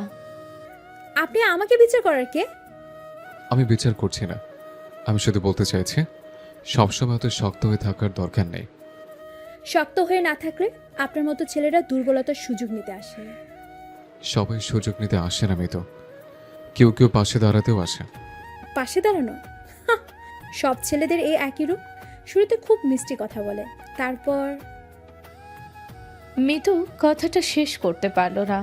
তার গলাটা হঠাৎ ভারী হয়ে এলো। চোখের দৃষ্টিতে একটা গভীর ভয় আর অস্বস্তি ফুটে উঠল। সে কফির মগটা রেলিংয়ের উপর রেখে দিল। আমার ঘুম পাচ্ছে, আমি নিচে যাচ্ছি। মিতু শুনুন, আমি আপনাকে কষ্ট দেওয়ার জন্য কিছু বলিনি। গুড নাইট তামিম ভাই। মিতু আর এক মুহূর্ত না দাঁড়িয়ে দ্রুত ছাদ থেকে নিচে নেমে গেল। তামিম একা ছাদে দাঁড়িয়ে রইল। তার মনের ভেতর হাজারটা প্রশ্ন ঘুরপাক খাচ্ছে। মিতুর এই ভয়ার্ত চোখ আর অসমাপ্ত কথাটা তামিমকে ভাবিয়ে তুলল। রাত প্রায় 12টা। নীলার বেডরুমে একটা ড্রিম লাইট জ্বলছে। মিতু তার বোন নীলার পাশে শুয়ে আছে। নীলা আলতো করে মিতুর চুলে বিড়ি কেটে দিচ্ছে। কিরে, ঘুম আসছে না তোর? না আপু, জায়গা পরিবর্তন হলে আমার সহজে ঘুম আসে না। জায়গা পরিবর্তন নাকি মনের ভিতরে অস্থিরতা? কি যে বলিস না আপু, আমার কিসের অস্থিরতা? তুই আমার ছোট বোন তো, তোর মুখের হাসিটা হয়তো বাইরের মানুষকে ধোকা দিতে পারে, আমাকে না। তুই বেশি ভাবছিস আপু, আমি একদম ঠিক আছি। ঠিক যদি থাকতিস তাহলে তামিমকে এত এড়িয়ে চলতিস না। আবার ওই ছেলের কথা তুলছিস? ও তো আস্ত একটা ফাজিল। ফাজিল হতে পারে, কিন্তু তামিমের মতো ভালো ছেলে আজকালকার দিনে পাওয়া খুবই মুশকিল। সব ছেলেরাই বাইরে থেকে ভালো সাজে আপু, ভেতরটা সবারই এক। সবাই এক হয় নারী পাতলি। তামিম তোকে সত্যি অনেক পছন্দ করে, যেটা তোকে নিয়ে কত ভাবে। ভাবুক, আমি চাই না কেউ আমাকে নিয়ে ভাবুক, আমি একা থাকতে চাই। একা মানুষ কতদিন বাঁচতে পারে? অতীতটাকে আঁকড়ে ধরে আর কতদিন এ মিথ্যে অহংকার দিয়ে ঘুরবি তুই? অতীত শব্দটা শোনা মাত্রই মিতুর বুকের ভেতরটা মুচড়ে উঠল। সে আর নিজেকে ধরে রাখতে পারল না। হঠাৎ নীলাকে জড়িয়ে ধরে ফুপিয়ে কেঁদে উঠল। আপু, আমি আর কাউকে বিশ্বাস করতে পারবো না। কাঁদিস না তো, আমি আছি তো তোর সাথে। কেন আমার সাথে এমন হলো আপু? আমি তো তাকে নিজের চেয়েও বেশি ভালোবেসেছিলাম। সে কেন আমাকে এত বড় ধোকা দিল? যে ধোকা দিয়েছে সে তোকে পাওয়ার যোগ্য ছিল না, তার জন্য তুই নিজের বর্তমানটাকে কেন নষ্ট করছিস? আমি ভয় পাই আপু, খুব ভয় পাই। তামিম ভাই যখন ভালোবেসে কিছু বলে, আমার শুধু মনে হয় এই ভালোবাসার পেছনেও কোনো না কোনো স্বার্থ লুকিয়ে আছে। তামিমের কোনো স্বার্থ নেই মিতু। ও তোর এই ফেক অহংকারটা ভাঙতে চায়, কারণ ও জানে তুই ভিতরে ভিতরে কতটা ভেঙে আছিস। আমি পারবো না আপু। আমি নতুন করে কাউকে আমার জীবনে জায়গা দিতে পারবো না। আমার সেই সাহস নেই। সময় দে নিজেকে, সব ক্ষত একদিন ঠিক সেরে যাবে। তুই শুধু একবার তামিমকে বোঝার চেষ্টা কর। মিতু আর কোনো উত্তর দিল না। সে নীলার বুকে মুখ লুকিয়ে নীরবে কাঁদতে লাগলো। তার চঞ্চলতা আর অহংকারের মোটা দেওয়ালটার আড়ালে লুকিয়ে থাকা একটা ভাঙা মন আজ আবার ডুকরে কেঁদে উঠল। পরের দিন সকালে রাতের সেই ভারী কান্নার পর সকালটা বেশ শান্তভাবেই কেটেছে। মিতুর মন ভালো করার জন্য নীলা তাকে আর তার দুই বান্ধবী তুলি ও যারাকে নিয়ে যমুনা ফিউচার পার্কে শপিংয়ে এসেছে। বেলা গড়িয়ে তখন দুপুর 1টা। মিতুর তার চেনা ফর্মে ফিরে এসেছে। একটা নামি দামি ব্র্যান্ডের শোরুমে সেলসম্যানকে প্রায় ঘামিয়ে ছেড়ে দিচ্ছে মিতু। আর ঠিক তার দুই পাশের পেছনে হ্যাঙ্গারে ঝোলানো শার্টের আড়াল থেকে উকি মারছে তামিম, রনি আর ফয়সাল। ভাইয়া, আপনাকে আমি কি বললাম? আমাকে একটা সি গ্রিন কালারের কুর্তি দেখান। ম্যাডাম, এই যে এটা তো সি গ্রিন কালারই। আপনার কি কালার ব্রাইটনেস আছে? এটা তো কচি পাতা সবুজ। ম্যাডাম, সি গ্রিন তো এমনই হয়। এমন হয় না, আমি চাচ্ছি যে এটা সমুদ্রের পানির মতো সবুজ হবে, কিন্তু তাতে আবার একটু নীলচে আভা থাকবে। ম্যাডাম, ওই কালারটা তো এই মুহূর্তে স্টকে নেই। স্টকে নেই তো দোকান খুলে বসেছেন কেন? হ্যাঁ, বন্ধ করে দিন। দূর থেকে মিতুর এই কাণ্ড দেখে তামিমের দুই বন্ধু রনি আর ফয়সাল ফিসফিস করে কথা বলতে শুরু করলো। দোস্ত, এই মেয়ে তো সেলসম্যানকে আজ মেরেই ফেলবে। তুই এর বিয়ে করলে তোর অবস্থা কী হবে ভেবেছিস? আমার কিছু হবে না, আমি তো ওর এই পাগলামিগুলো এনজয় করি। তুই এনজয় করিস ভালো কথা, কিন্তু আমাদের পা তো ব্যথা হয়ে গেল। আর কতক্ষণই চোরের মতো লুকিয়ে থাকবো? আস্তে কথা বল, ও শুনে ফেলবে। আমার আর ভালো লাগছে না, আমি একটু পা সোজা করি। রনি পেছন দিকে এক পা হাঁটতেই একটা বিশাল ম্যানিকুইনের অর্থাৎ পুতুলের সাথে ধাক্কা খেল। ম্যানিকুইনটা দড়াম করে ফ্লোরে পড়ে গেল। মিতু, নীলা এবং বান্ধবীরা চমকে পিছনে ফিরল। হোয়াট দা, আপনারা এখানে কি করছেন? আমরা শপিং করতে এসেছি। লেডিস কর্নারে আপনারা শার্টের পেছনে লুকিয়ে কি শপিং করছিলেন? মেয়েদের কুর্তি? না না, আমরা তো ওই ভাইয়ের জন্য একটা পাঞ্জাবি খুঁজছিলাম। পাঞ্জাবি খুঁজছিলেন মেয়েদের সেকশনে? বাহ, আপনাদের লজিক তো খুব সুন্দর। না মানে, আমরা আসলে পথ হারিয়ে ফেলেছিলাম। পথ হারিয়ে ফেলেছিলেন? যমুনা ফিউচার পার্কে নাকি সাহারা মরুভূমিতে? সাহারা মরুভূমি হবে কেন? এখানকার গোলক ধাঁধার তো যে কেউ হারাতে পারে। তাই বলে একদম আমাদের পেছনে এসে হারাবেন? আপনারা তো রীতিমতো আমাদের ফলো করছিলেন। ফলো করবো কেন? আপনাদের কি ফলো করার মতো কিছু আছে?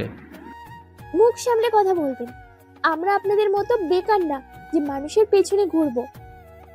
ছেড়ে দে যারা, এদের কাজই তো এটা। তামিম সাহেব, আপনারা কি ভেবেছেন আপনারা জেমস বন্ড হয়ে গেছেন? জেমস বন্ড হতে যাব কেন? আমি তো তামিম। হ্যাঁ, তামিম বন্ড। তা বন্ড সাহেব, আপনাদের স্পাইনগিরি শেষ হলে ম্যানিকুইনটা তুলে রেখে দিন, না হলে বেচারা সেলসম্যান আপনাদের জন্য জরিমানা গুনবে। আমি তুলে দিচ্ছি, কিন্তু আমরা সত্যি আপনাকে ফলো করিনি। সত্যি? তাহলে তো ভালোই হলো। আপনারা যখন শপিং করতে এসেছেন তখন আমাদের এই ব্যাগগুলো একটু ধরুন। ব্যাগ ধরবো? আমরা তো গলি না। কাল রাতে তো ভালোই কুলিগিরি করেছিলেন। ধরুন ব্যাগগুলো, বন্ড সাহেবের একটু মাসল তৈরি হোক। মিতু তার হাতের 5-6টা শপিং ব্যাগ তামিম আর তার বন্ধুদের হাতে ধরিয়ে দিয়ে গট গট করে সামনে এগিয়ে গেল। নীলা মুখ চেপে হাসতে হাসতে মিতুর পিছু নিল। তামিম বন্ধুদের দিকে তাকিয়ে একটা অসহায় হাসি দিল। শপিং শেষ হতে হতে বিকেল 3টে বেজে গেল। হাঁটাহাঁটি করে সবাই ক্লান্ত, তাই ফুড কোর্টে এসে বসার সিদ্ধান্ত হলো। মিতু ইচ্ছে করেই মেনু কার্ড দেখে এমন সব আইটেম অর্ডার করলো যেগুলো খাওয়া বেশ ঝামেলার। সে চাই তামিম সবার সামনে খাবার মেখে একটা ফানি পরিস্থিতিতে পড়ুক। আমি একটা extra cheese double patty burger খাবো, আর সাথে স্পাইসি সসি উইংস। এত কিছু একসাথে খেতে পারবেন? আমার পেট আমি খাবো, আপনার সমস্যা কি? না না, কোনো সমস্যা নেই। আমি বরং একটা নর্মাল স্যান্ডউইচ নিচ্ছি। নর্মাল স্যান্ডউইচ কেন? আপনিও বার্গার খান, আমি ট্রিট দিচ্ছি। আপনি ট্রিট দিচ্ছেন? হঠাৎ এত দয়া? দয়া না, আপনারা আমার ব্যাগ টেনেছেন, এটা তার পারিশ্রমিক। পারিশ্রমিক হিসেবে বার্গারটা মন্দ না, ঠিক আছে দিন। খাবার আসার পর মিতু আর চোখে তামিমের দিকে তাকাচ্ছে। তামিম খুব নিখুঁতভাবে অত্যন্ত স্মার্টলি কাঁটা চামচ আর ছুরি ব্যবহার করে বার্গারটা কেটে খেতে শুরু করলো। তার টি শার্টে এক ফোঁটা সসও পড়ল না। আপনি বার্গার এভাবে চামচ দিয়ে খাচ্ছেন কেন? এটা তো হাতে নিয়ে খায়। হাতে নিয়ে খেলে তো মুখ মেখে যাবে। আমি একটু পরিষ্কারভাবে খেতে পছন্দ করি। ঢং, ছেলেরা আবার এত পরিষ্কার হয় নাকি? ছেলেটা পরিষ্কার হয় কিনা জানি না, তবে আমি হই। মিতু তামিমকে বোকা বানাতে গিয়ে নিজেই তড়িঘড়ি করে উইংস খেতে শুরু করলো। তার ঠোঁটে দুপাশে আর গালে অনেকটা লাল সস লেগে গেল। আপনি তো দেখছি একদম ছোট বাচ্চাদের মতো খাচ্ছেন। কি বলেন? আমি বাচ্চা? তাছাড়া আর কি, আপনার গালে তো পুরো সসের ডিজাইন হয়ে আছে। মিথ্যা কথা। কোথায় সস? মিতু হাত দিয়ে গালের বাঁ দিকে মুছতে গেল, কিন্তু সস লেগেছিল ডান দিকে। কোথায় ডান দিকে? এই তো মুছেছি। ওদিকে না, ডান দিকে। আরে না, আপনি তো পুরো মুখ মাখিয়ে ফেললেন। মিতু বিরক্ত হয়ে টিস্যু খুঁজতে লাগলো, কিন্তু টেবিলে টিস্যু বক্সটা তামিমের পাশে ছিল। তামিম একটা টিস্যু পেপার হাতে নিয়ে হঠাৎ মিতুর দিকে একটু ঝুঁকে এলো। কি করছেন আপনি? চুপচাপ বসে থাকুন, নড়বেন না। তামিম খুব সাবধানে অত্যন্ত আলতো করে মিতুর ঠোঁটের কোণ থেকে সসটা মুছে দিল। মিতু চমকে গিয়ে পাথর হয়ে বসে রইল। তামিমের চোখের দিকে তাকিয়ে সে কয়েক সেকেন্ডের জন্য নিজের সব ইগো অহংকার ভুলে গেল। হয়েছে, এবার একদম ক্লিন। আমি নিজেই পারতাম। জানতাম তো পারতেন, কিন্তু আমি তো সাহায্য করতে চাইলাম। মিতু দ্রুত চোখ নামিয়ে নিল। তার বুকের ভেতর একটা অদ্ভুত ধুকপুকানি শুরু হয়েছে। চারপাশে রনি, ফয়সাল, তুলিয়ার যারা হা করে এই রোমান্টিক দৃশ্য দেখছিল। নীলা মিটি মিটি হাসছে। খাওয়া দাওয়া আর আড্ডা শেষে ফুড কোর্ট থেকে বের হতে হতে বিকেল 5টা বেজে গেল। শপিং মলের গেটে আসতেই দেখা গেল বাহিরের আকাশ ঘুটঘুটে অন্ধকার। মুষলধারে বৃষ্টি শুরু হয়েছে। এত জোরে বৃষ্টি এলো, এখন কি করবি? আমার ড্রাইভার গাড়ি নিয়ে এসেছে, আমরা ওই গাড়িতে চলে যাই। কিন্তু তোর গাড়িতে তো এত জল ধরবে না। আমরা 4 জন তো আরামে বসতে পারবো। আর তামিম আর মিতু? আমি আপনাদের সাথেই যাব। আমি তো চিকন, একদম এক চিপায় বসে যাব। আরে না, চাপাচাপি করে যাওয়ার কি দরকার? তামিম তো আছে। তামিম, তুই মিতুকে নিয়ে একটা রিক্সা বা কিছু একটা ম্যানেজ করে আয়। আপু, আমি ওনার সাথে যাব না। কেন যাবি না? তামিম তো তোকে খেয়ে ফেলবে না। আমরা এগোচ্ছি, তোরা আয়। নীলা আর তার বান্ধবীরা দ্রুত জারাতের গাড়িতে উঠে বেরিয়ে গেল। মিতু রাগে ফুলতে ফুলতে শপিং মলের পোর্টিকে দাঁড়িয়ে রইল। তামিম বৃষ্টিতে একটু ভিজে একটা হুড়তোলা রিক্সা ডেকে আনলো। চলুন মিতু, রিক্সা পেয়েছে। আমি রিক্সা যাব না, আমার বৃষ্টিতে ভিজতে ইচ্ছে করছে না। উড়ে তো আর যেতে পারবেন না, রিক্সার হুড তোলা আছে, ভিজবেন না, তাড়াতাড়ি উঠুন। উপায় না দেখে মিতু বিরক্ত মুখে রিক্সায় গিয়ে বসলো। তামিমও তার পাশে বসলো, তবে একটু দূরত্ব বজায় রেখে। রিক্সা চলতে শুরু করলো। বৃষ্টির ছাট বাতাসের সাথে উড়ে এসে রিক্সার ভেতরে ঢুকছে। মিতুর পরনে একটা পাতলা কুর্তি থাকায় সে শীতে কাঁপতে শুরু করলো। সে হাত দুটো বুকের কাছে গুটিয়ে নিজেকে নরম রাখার চেষ্টা করছে। শীত লাগছে আপনার? না, আমার আবার কিসের শীত? শীত না লাগলে কাঁপছেন কেন? আমি কাঁপছি না, রিক্সাটা লাফাচ্ছে তাই মনে হচ্ছে। রিক্সা লাফাচ্ছে বলে আপনার দাঁতে দাঁত বাড়ি খাচ্ছে? আপনি বেশি কথা বলেন, চুপ করে বসে থাকুন তো। তামিম কোনো কথা না বলে নিজের গায়ে থাকা ডেনিম জ্যাকেটটা খুলল। তারপর খুব সন্তর্পণে সেটা মিতুর কাঁধের ওপর জড়িয়ে দিল। কি করছেন আপনি? আমার লাগবে না। চুপচাপ বসে থাকুন, বেশি জেদ করবেন না। আপনার তো শীত লাগবে। আমার শীত লাগবে না, আমি ছেলে মানুষ, আমার গায়ে অনেক গরম। বাজে কথা বলবেন না, জ্যাকেটটা নিন। মিতু, আমি বলেছি না চুপ করে বসে থাকতে? আপনার শীতে কাঁপলে আপনার আপু আমাকে বকবে। তামিমের এই অধিকার খাটানো কথাই মিতু এবার আর প্রতিবাদ করল না। সে জ্যাকেটটা নিজের গায়ে ভালো করে জড়িয়ে নিল। জ্যাকেটের ভেতর থেকে আসা তামিমের পারফিউমের হালকা সুবাস মিতুর মনটাকে অদ্ভুত এক শান্তিতে ভরিয়ে দিল। Thank you. কিছু বললেন? শুনতে না পেলে সমস্যা নেই, আমি দ্বিতীয়বার বলি না। আমি শুনতে পেয়েছি, কিন্তু আপনার মুখে থ্যাংক ইউ শব্দটা খুব অদ্ভুত লাগছে। অদ্ভুত লাগার কি আছে? কেউ উপকার করলে তো তাকে থ্যাংক ইউ বলতে হয়। আপনার তো আবার ইগোর পাহাড়, থ্যাংক ইউ বললে যদি পাহাড় ধসে পড়ে। আপনি জ্যাকেটটা দিয়ে কি আমাকে খোটা দেওয়ার লাইসেন্স পেয়ে গেছেন? হুম। খোটা কোথায় দিলাম? আমি তো জাস্ট অবাক হলাম। মিতু তামিমের দিকে তাকিয়ে খুব মিষ্টি করে একটু হাসলো। তামিমের মনে হলো এই বৃষ্টির বিকেলের চেয়েও মিতুর এই হাসিটা বেশি একটু সুন্দর। রিকশাটা বৃষ্টির শব্দ ছাপি ধানমন্ডির দিকে এগোতে লাগলো। সন্ধ্যা 6টা। বৃষ্টি কিছুটা কমে এসেছে, তবে রাস্তা এখনো ভেজা। রিকশা এসে তামিমদের বাড়ির গেটে থামলো। নামো, চলে এসেছে। মিতু জ্যাকেটটা গায়ে দিয়ে রিকশা থেকে নামলো। তার হাতে দুটো ছোট্ট শপিং ব্যাগ। তামিম ভাড়া মেটাচ্ছিল। ঠিক সেই মুহূর্তে রাস্তা দিয়ে তীব্র গতিতে একটা কালো রঙের এসইউভি গাড়ি তাদের পাশ কাটিয়ে চলে গেল। রাস্তায় জমে থাকা পানি ছিটকে পড়ল গেটের পাশে। উফ, কি অসভ্য ড্রাইভার! মিতু বিরক্ত হয়ে গাড়িটার দিকে তাকালো। গাড়িটার পেছনের জানালার গ্লাস অর্ধেক নামানো ছিল। ভেতরে বসা মানুষটার মুখটা এক ঝলক দেখতে পেল মিতু।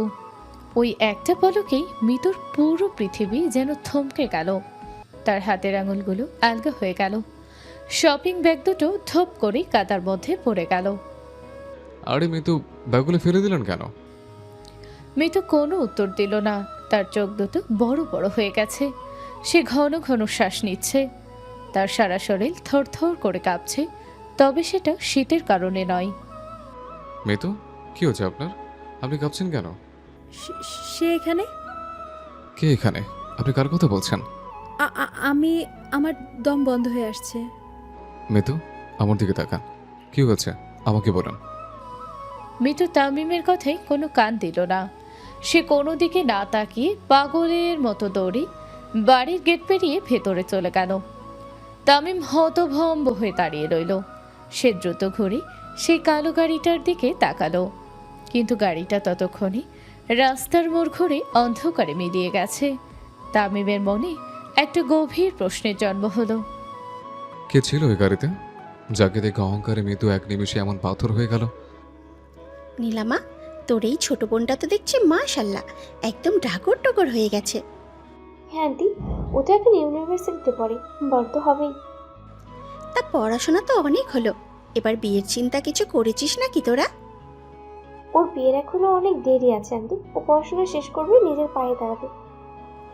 আরে রাখ তোর নিজের পায়ে দাঁড়ানো, মেয়েদের আসল পা তো শ্বশুর বাড়ি। আন্টি, আজকালকার যুগ বদলেছে।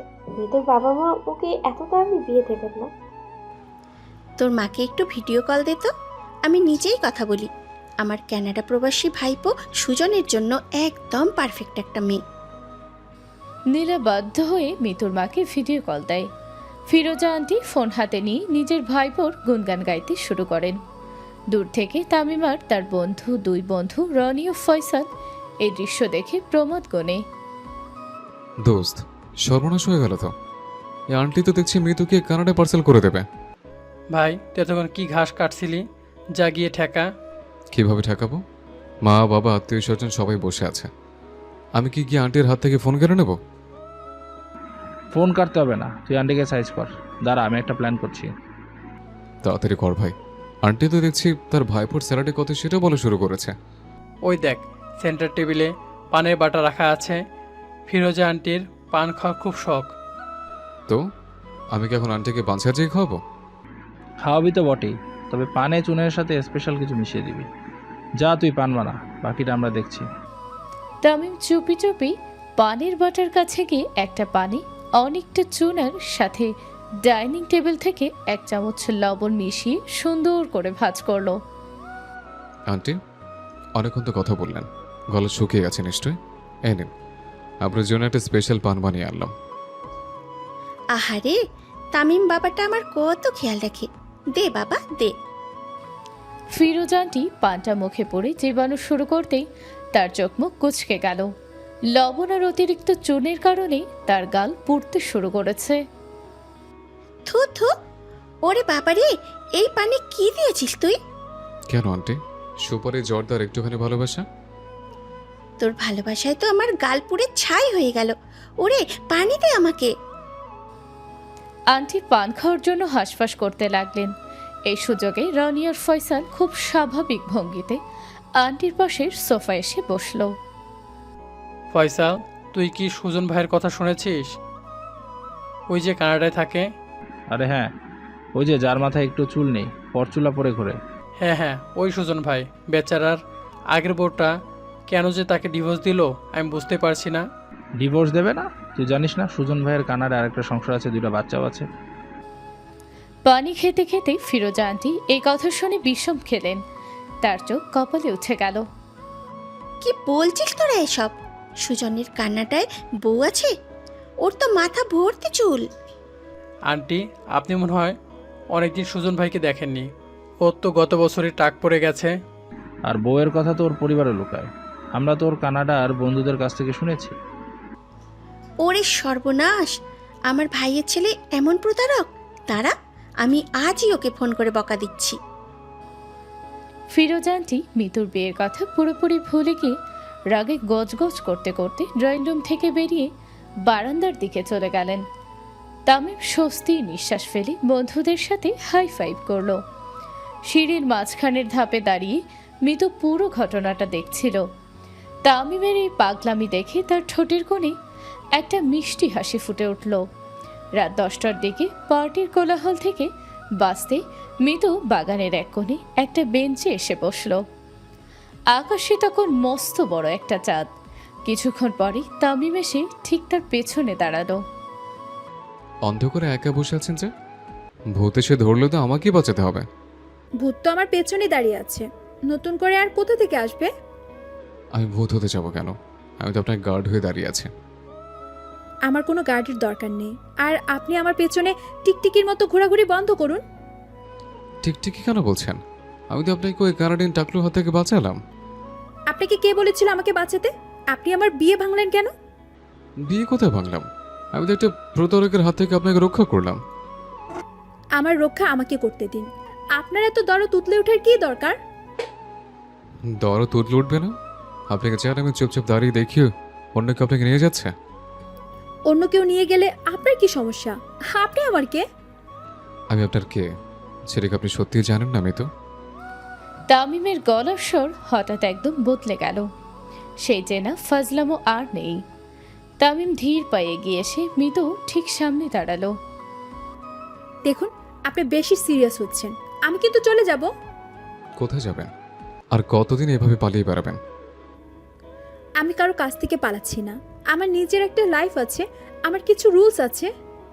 আপনার কোনো রুলস নেই মিতু। আপনি জাস্ট একটা মিথ্যা অহংকারের দেওয়াল তুলে রেখেছেন। মুখ সামলে কথা বলুন তামিম। আমি কোনো দেয়াল তুলে রাখিনি।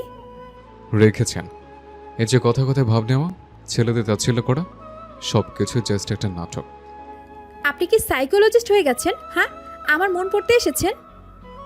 আমি আপনার মন পড়তে আসিনি মিতু, আমি আপনার চোখ পড়তে এসেছি। আমার চোখ পড়ার মতো যোগ্যতা আপনার নেই। যোগ্যতা আছে কিনা জানি না, কিন্তু আমি এটা জানি এই চোখের পেছনে অনেক বড় একটা কান্না লুকিয়ে আছে। মিতু চমকে তামিমের দিকে তাকালো। চাঁদের আলোয় তামিমের চোখের গভীরতা দেখে মিতুর বুকটা ভেতরটা কেঁপে উঠল। আপনি আপনি আজে বাজে বলছেন। আমি আজে বাজে বকছি না। গতকাল বৃষ্টিতে সেই কালো গাড়িটা দেখার পর আপনার অবস্থা আমি দেখেছি। ওটা ওটা কিছু না। আমার শুধু একটু শরীর খারাপ লাগছিল। নিজেকে আর কত ঠকাবেন মিতু? কে ছিল ওই গাড়িতে? কে আপনাকে এতটা ভেঙে দিয়েছে? কেউ না। আপনি আমাকে বিরক্ত করবেন না Tamim. Just leave me alone. আমি আপনাকে একা ছাড়বো না মিতু, কারণ আমি জানি এই মুহূর্তে আপনার একটা কাজ দরকার। আমার কারো কাছে দরকার নেই। সব ছেলেরা স্বার্থপর হয়, সুযোগ পেলে সবাই ধোকা দেয়। সবাই এক হয় না মিতু, কেউ কেউ সারা জীবন ছায়ের মতো পাশে থাকার জন্য আসে। তামিমের এই কথাই মিতুর এতদিনের জমানো সব বাদ ভেঙে গেল। তার চোখ বেয়ে অঝরে জল নামতে শুরু করলো। সে আর তামিমের চোখের দিকে তাকাতে পারল না। আমি আমি কাউকে বিশ্বাস করতে পারি না তামিম। আমি খুব ভয় পাই। আমি আপনার বিশ্বাস ভাঙবো না মিতু, শুধু আমাকে একবার সুযোগ দিয়ে দেখুন। মিতুর এক মুহূর্ত সেখানে দাঁড়াতে পারল না। সে দুহাতে বুক থেকে ডুকরে কেঁদে ওঠে। সেখান থেকে দৌড়ে সোজা নিজের রুমের দিকে চলে গেল। তামিম বাগানে একা দাঁড়িয়ে রইল।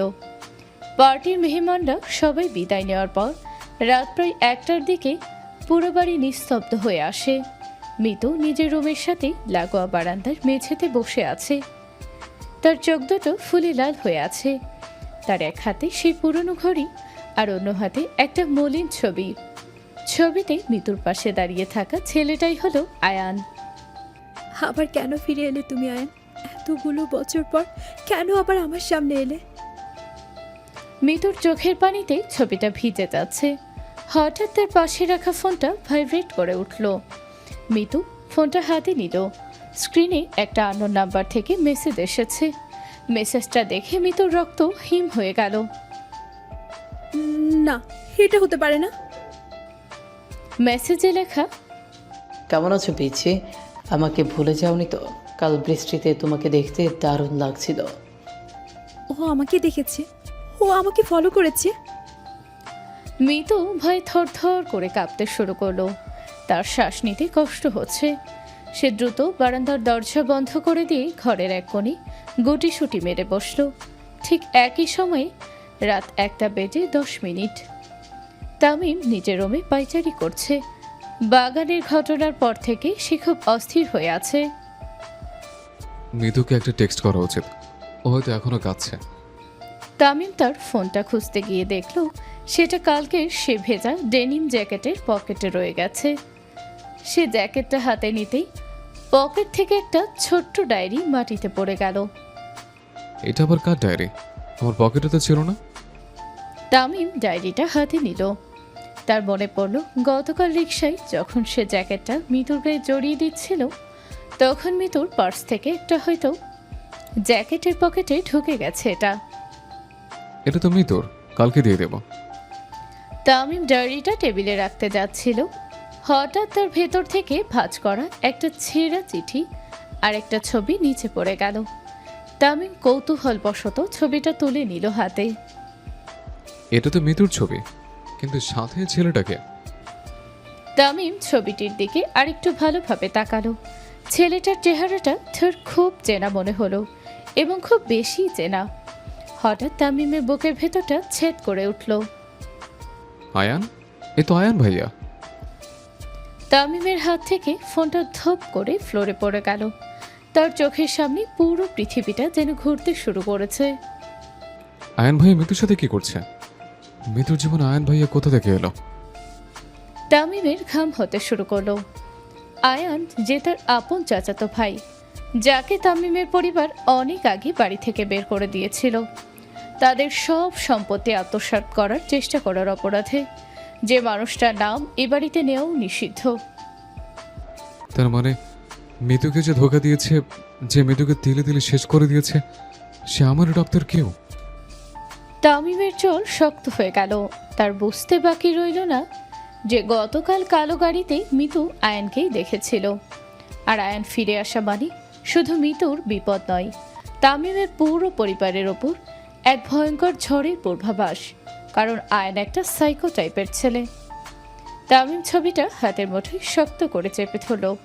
তার চোখে এখন শুধু বিস্ময় নয়, এক তীব্র আগুনের ফুলকি জ্বলছে। ঘড়িতে তখন রাত 2 বাজে। তামিম হাতের মুঠোয় ডায়েরি আর ছবিটি শক্ত করে চেপে ধরে দ্রুত পায়ে শফিকের স্টাডি রুমের দিকে এগিয়ে গেল। শফিক তখনও ল্যাপটপ খুলে অফিসের কিছু কাজ করছিল। তামিম দরজাটা টোকা দিয়ে ভেতরে ঢুকে পড়ল। ভাইয়া, তুমি কি ব্যস্ত আছো? আরে তামিম, তুই এত রাতে ঘুমাসনি? কি হয়েছে তোর? মুখ কেমন ফ্যাকাশে কেন? ভাইয়া ছবিটা একটু দেখো তো। তামিম ছবিটা শফিকের পড়ার টেবিলের ওপর রাখল। শফিক ল্যাপটপ থেকে চোখ সরিয়ে ছবিটার দিকে তাকাতেই তার কপালে গভীর ভাঁজ পড়ল। এই ছবি তুই কোথায় পেলি তামিম?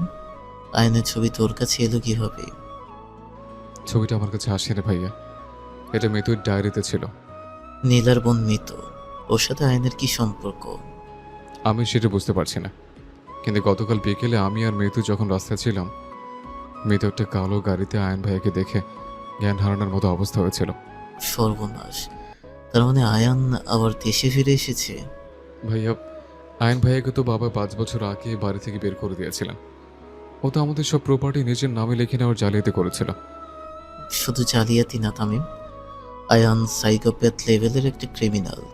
ও আমাদের আপন চাচাতো ভাই হতে পারে, কিন্তু ও টাকার জন্য নিজের বাবাকেও ঠকিয়েছে। কিন্তু মিতুর সাথে ওর পরিচয় কিভাবে হলো? আর মিতু ওকে এত ভয় পাচ্ছে কেন? আমার তো মনে হচ্ছে আয়ান ইচ্ছে করে মিতুকে টার্গেট করেছিল প্রতিশোধ নেয়ার জন্য। ও হয়তো নীলার বোনকে হাতিয়ার বানিয়েছে। আমি ওকে আমাদের পরিবারের ত্রিসীমানায় ঘেঁষতে দেব না ভাইয়া, আর মিতুকে তো ওর ছায়াও ছুঁতে দেব না। মাথা ঠান্ডা রাখ তামিম, আয়ান খুব দ্রুত। ও যদি সত্যি মিতুর সাথে কোনো গেম খেলে থাকে, তবে ও এত সহজে হাল ছাড়বে না। আমিও হাল ছাড়বো না ভাইয়া। মিতুর চোখের ওই ভয়ের কারণ আমি শেষ করে ছাড়বো। এরপর রাতটায় চরম অস্বস্তির মধ্যে দিয়ে কেটে যায়। সকাল 9টার দিকে বাহিরের আকাশ বেশ রৌদ্রোজ্জ্বল হলেও মিতুর বেডরুমের পর্দা টানা। মিতু লেপ গায়ে দিয়ে শুয়ে কাঁপছে, তার গায়ে বেশ জ্বর। নীলা চিন্তিত মুখে মিতুর কপালে জলপট্টি দিচ্ছে। মিতু, তুই তো কাঁপছিস কেন? কাল থেকে তুই বারান্দার ফ্লোরে বসেছিলি। আপু, আমার খুব শীত লাগছে, তুই আমাকে জড়িয়ে ধর। আমি তো ধরে আছি রে পাগল, তুই তো ভয় পাচ্ছিস কেন? কাল রাত থেকে দেখছি তুই কেমন যেন চমকে চমকে উঠছিস। কিছু না আপু, আমি ঠিক আছি। ঠিক তখনই তামিম দরজার কাছে এসে দাঁড়ালো। মিতুর ফ্যাকাশে মুখটা দেখে তামিমের বুকের ভেতরটা মোচড় দিয়ে উঠল। ভাবি, একটু বাইরে আসবে? তোমার সাথে জরুরি কথা আছে। জরুরি কথা? এখন? তুই দেখছিস না মিতুর জ্বর? জানি ভাবি, কথাটার সাথে মিতুরই সম্পর্ক আছে। তুমি 1 মিনিটের জন্য এসো। নীলা অবাক হয়ে মিতুর কপালে শেষ পট্টিটা দিয়ে বাহিরে এলো। তামিম নীলাকে একটু আড়ালে ড্রয়িং রুমের ব্যালকনিতে নিয়ে গেল। কি হয়েছে তামিম? তুই তো সিরিয়াস কেন? ভাবি, মিতুকে যে ছেলেটা ধোকা দিয়েছিল তার নাম কি আয়ান? তুই আয়নের নাম কিভাবে জানলি? মিতু তোকে বলেছে? মিতু আমাকে কিছু বলেনি, আমার ডায়েরিতে আয়নের ছবি দেখেছে। হ্যাঁ, আয়ন ছেলেটাই মিতুর জীবনটা ধ্বংস করে দিয়েছে। বিয়ের মিথ্যে প্রতিশ্রুতি দিয়ে মিতুর অনেক ক্ষতি করেছে। কিন্তু তুই ছবি দেখে ছেলেটাকে চিনলি কিভাবে? কারণ আয়ান আর কেউ নয় ভাবি, ও আমার আপন চাচাতো ভাই। হোয়াট? তুই কি বলছিস তামিম? আয়ন তোর ভাই? হ্যাঁ ভাবি, 5 বছর আগে ও বাবার সই জাল করে কোম্পানির শেয়ার হাতে নিতে চেয়েছিল। ধরা পড়ার পর বাবা ওকে ঘাড় ধাক্কা দিয়ে বের করে দেয়। হে আল্লাহ, মিতু তো এই কথা আমাকে কখনো বলেনি। হয়তো জানতোই না আয়ন তোদের আত্মীয়। আয়ান ভাইয়া ইচ্ছে করে নিজের পরিচয় লুকিয়েছে ভাবি। ও আসলে আমাদের ক্ষতি করার জন্য মিতুকে ব্যবহার করেছে। আমার বোনটা তাহলে কি হবে তামিম? ও তো আয়নকে দেখলেই ভয় কুটিয়ে যায়। আমি থাকতে মিতুর একটা চুলও কেউ ছুতে পারবে না ভাবি। আমি ওর সব ভয় দূর করব। শোন তামিম, মিতুর ওই অহংকার আর ভাব নেওয়াটা ওর একটা ঢাল মাত্র। তুই যদি সত্যি ওকে ভালোবাসিস, তবে সামাজিক সম্মান বজায় রেখে ওকে এই অন্ধকার থেকে বের করে আন। আমি প্রমিস করছি ভাবি, মিতুর চোখে আমি আর 1 ফোঁটা পানিও আসতে দেব না। বেলা দুপুর 12টা। তামিমদের বাড়ির পেছনের গ্যারেজে একটা জরুরি মিটিং বসেছে। তামিম, রনি, ফয়সাল এবং মিতুর 2 বান্ধবী তুলিও যারা সেখানে উপস্থিত। দোস্ত, তুই আমাদের এখানে ডাকলি কেন? কোনো সিগারেট মিশন নাকি? হ্যাঁ, সিক্রেট মিশনে বলতে পারিস। আয়ন নামের ওই কালচাপটা আবার ফিরে এসছে। আয়ান, ওই অসভ্য ছেলেটা, ও তুমি তোর লাইফটা হেল করে দিয়েছিল।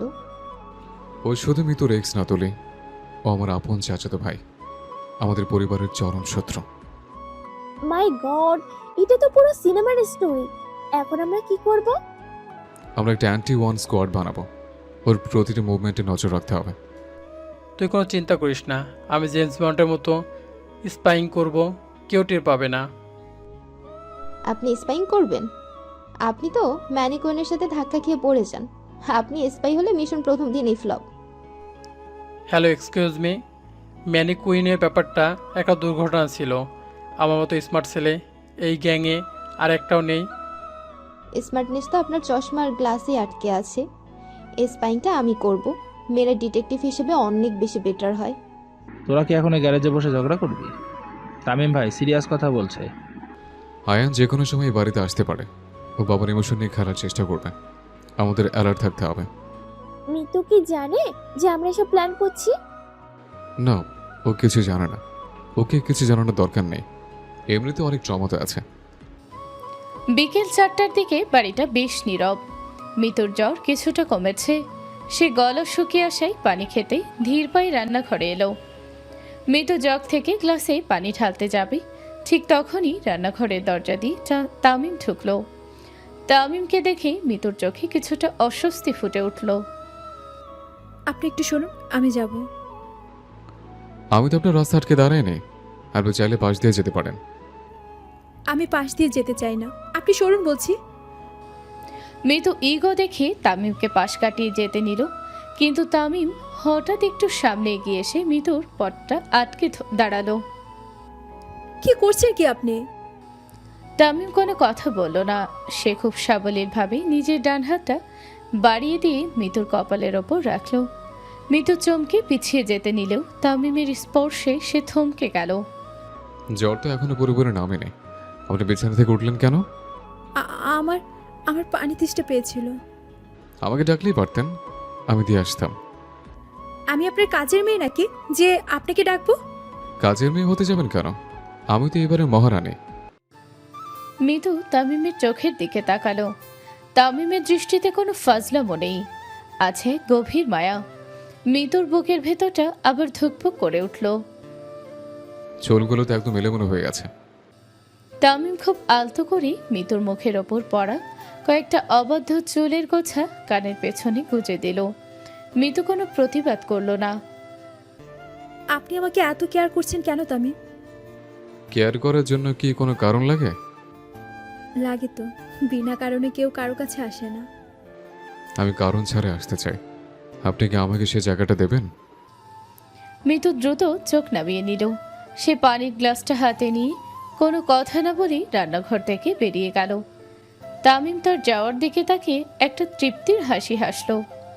পরের দিন সকাল 11টা। তামিমদের ড্রয়িং রুমে পরিবারের সবাই বসে চা খাচ্ছে।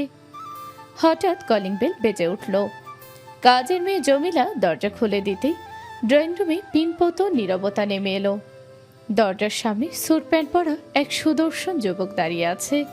তার মুখে একটা নকল বিনয়ের হাসি। সে হলো আয়ান। আসসালামু আলাইকুম চাচা যান, কেমন আছেন? আয়ান, তুই এই বাড়িতে কি মনে করে? আমি ক্ষমা চাইতে এসেছি চাচা যান। গত 5 বছর আমি দেশের বাইরে অনেক কষ্ট করেছি, আমি আমার ভুল বুঝতে পেরেছি। আয়ান এগিয়ে এসে হঠাৎ তামিমের বাবার পা জড়িয়ে ধরে কাঁদতে শুরু করলো। তামিমের মা সালমা বেগম ইমোশনাল হয়ে পড়লেন। আহা, কাঁদছিস কেন বাবা? ওঠ, ভুল তো মানুষই করে। চাচি আম্মা, আপনারা আমাকে মাফ না করলে আমি মরেই যাব। আমি একদম বদলে গেছি।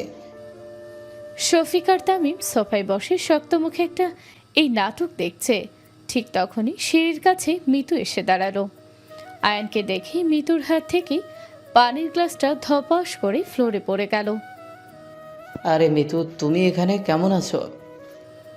মিতু কোনো কথা না বলেই কাঁপতে কাঁপতে উল্টো ঘুরে দৌড়ে আবার নিজের রুমে চলে গেল। আয়ান আর চোখে তামিমের দিকে তাকিয়ে একটা শয়তানি হাসি দিল। তামিমের হাত দুটো রাগে মুঠো হয়ে গেল। দুপুর 2টোর দিকে ডাইনিং টেবিলে সবাই খেতে বসেছে। আয়ান ঠিক মিতুর উল্টো দিকের চেয়ারটায় বসেছে। মিতু ভয়ে চোখ তুলে তাকাতেই পারছে না। তা মিতু, শুনলাম তুমি নাকি এই বাড়িতে থাকতে এসেছো, খুব ভালো। আয়ন ভাইয়া, আপনি নিজের খাবারে ফোকাস করুন। অন্যদের প্লেটে দেখানোর স্বভাবটা দেখছি আপনার এখনো যায়নি। আরে তামিম, তুই তো দেখছি বড় হয়ে গেছিস। আমি তো জাস্ট মিতুর সাথে একটু কথা বলছিলাম। ঠিক সেই সময় ফয়সাল আর যারা জগ নিয়ে টেবিলে এলো পানি দেওয়ার জন্য। যারার হাতে আয়নের জন্য একটা স্পেশাল বাটি। আয়ন ভাইয়া, এই নিন আপনার জন্য স্পেশাল চিকেন স্যুপ। আরে বাহ, তোমরা তো দেখছি আমার খুব যত্ন নিচ্ছ, থ্যাংক ইউ। আয়ান স্যুপের বাটিটা নিয়ে 1 চামচ মুখে দিল। স্যুপে ফয়সালরা প্রচুর কাঁচামরিচের পেস্ট আর পেট খারাপের ওষুধ অর্থাৎ জুলাপ মিশিয়ে রেখেছিল। স্যুপটা মুখে দিতেই আয়নের চোখ বড় বড় হয়ে গেল। পানি, উফ, পানিতে কি হলো ভাইয়া, স্যুপ কি বেশি টেস্ট হয়ে গেছে? ঝাল, আমার কান দিয়ে ধোয়া বেরোচ্ছে। আয়ান কাশতে কাশতে মুখ লাল করে ফেলল। হঠাৎ তার পেটের ভেতর গুড়গুড় করে একটা শব্দ হলো। ও নো চাচি আম্মা, আপনাদের বাথরুমটা কোন দিকে? ওই তো বাবা, সোজা গিয়ে ডানে। আয়ান চেয়ার ছেড়ে দৌড়ে বাথরুমের দিকে ছুটল। ফয়সাল আর যারা হাই ফাইভ করে হাসতে লাগলো। মিতু এত টেনশনের মধ্যেও নিজের হাসি আটকে রাখতে পারল না। তামিম মিতুর হাসি মুখ দেখে স্বস্তি নিঃশ্বাস ফেল। বিকেল 5টা, রোদ পড়ে গিয়ে একটা মিষ্টি আবহাওয়া। মিতু ছাদে কাপড় নিতে এসেছিল। হঠাৎ ছাদের দরজা আটকে দিয়ে আয়ান সেখানে এসে দাঁড়ালো। কি পিছিয়ে আমাকে দেখে খুব চমকে গেছিস মনে হচ্ছে। তুমি এখানে কি করছো আয়ান? প্লিজ আমার সামনে থেকে যাও। যাবো তো বটেই, তবে একা না, তোকে সাথে নিয়ে যাব। আমি তোমার সাথে কোথাও যাব না। তুমি একটা ফ্রড। তুমি আমাকে ভালোবাসার নাটক করেছিলে। ভালোবাসা? আমার টাকা দরকার ছিল মিতু, আর এখন আমার প্রতিশোধ দরকার। আমি সব তামিমকে বলে দেব, ওরা তোমাকে পুলিশে দেবে। তামিমকে বলবি বল, তবে বলার আগে একটা কথা মনে রাখিস। আয়ান তার পকেট থেকে একটা পেন ড্রাইভ বের করে মিতুর চোখের সামনে নাড়ল। এই পেন ড্রাইভে তামিমের বাবার কোম্পানির এমন সব সিক্রেট ডকুমেন্টস আছে যা পুলিশের হাতে গেলে তোর ওই তুলাফাইয়ের সোজা 10 বছরের জেল হবে, আর তোর পুরো সংসারটা রাস্তায় এসে দাঁড়াবে। তুমি এত নিচে নামতে পারো?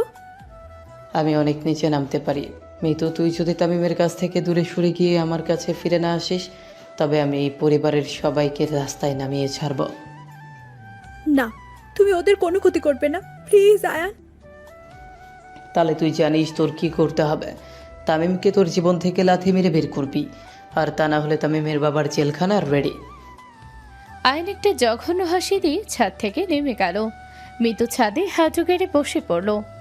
তার চোখের পানিতে ছাদের ফ্লোর ভিজতে শুরু করলো।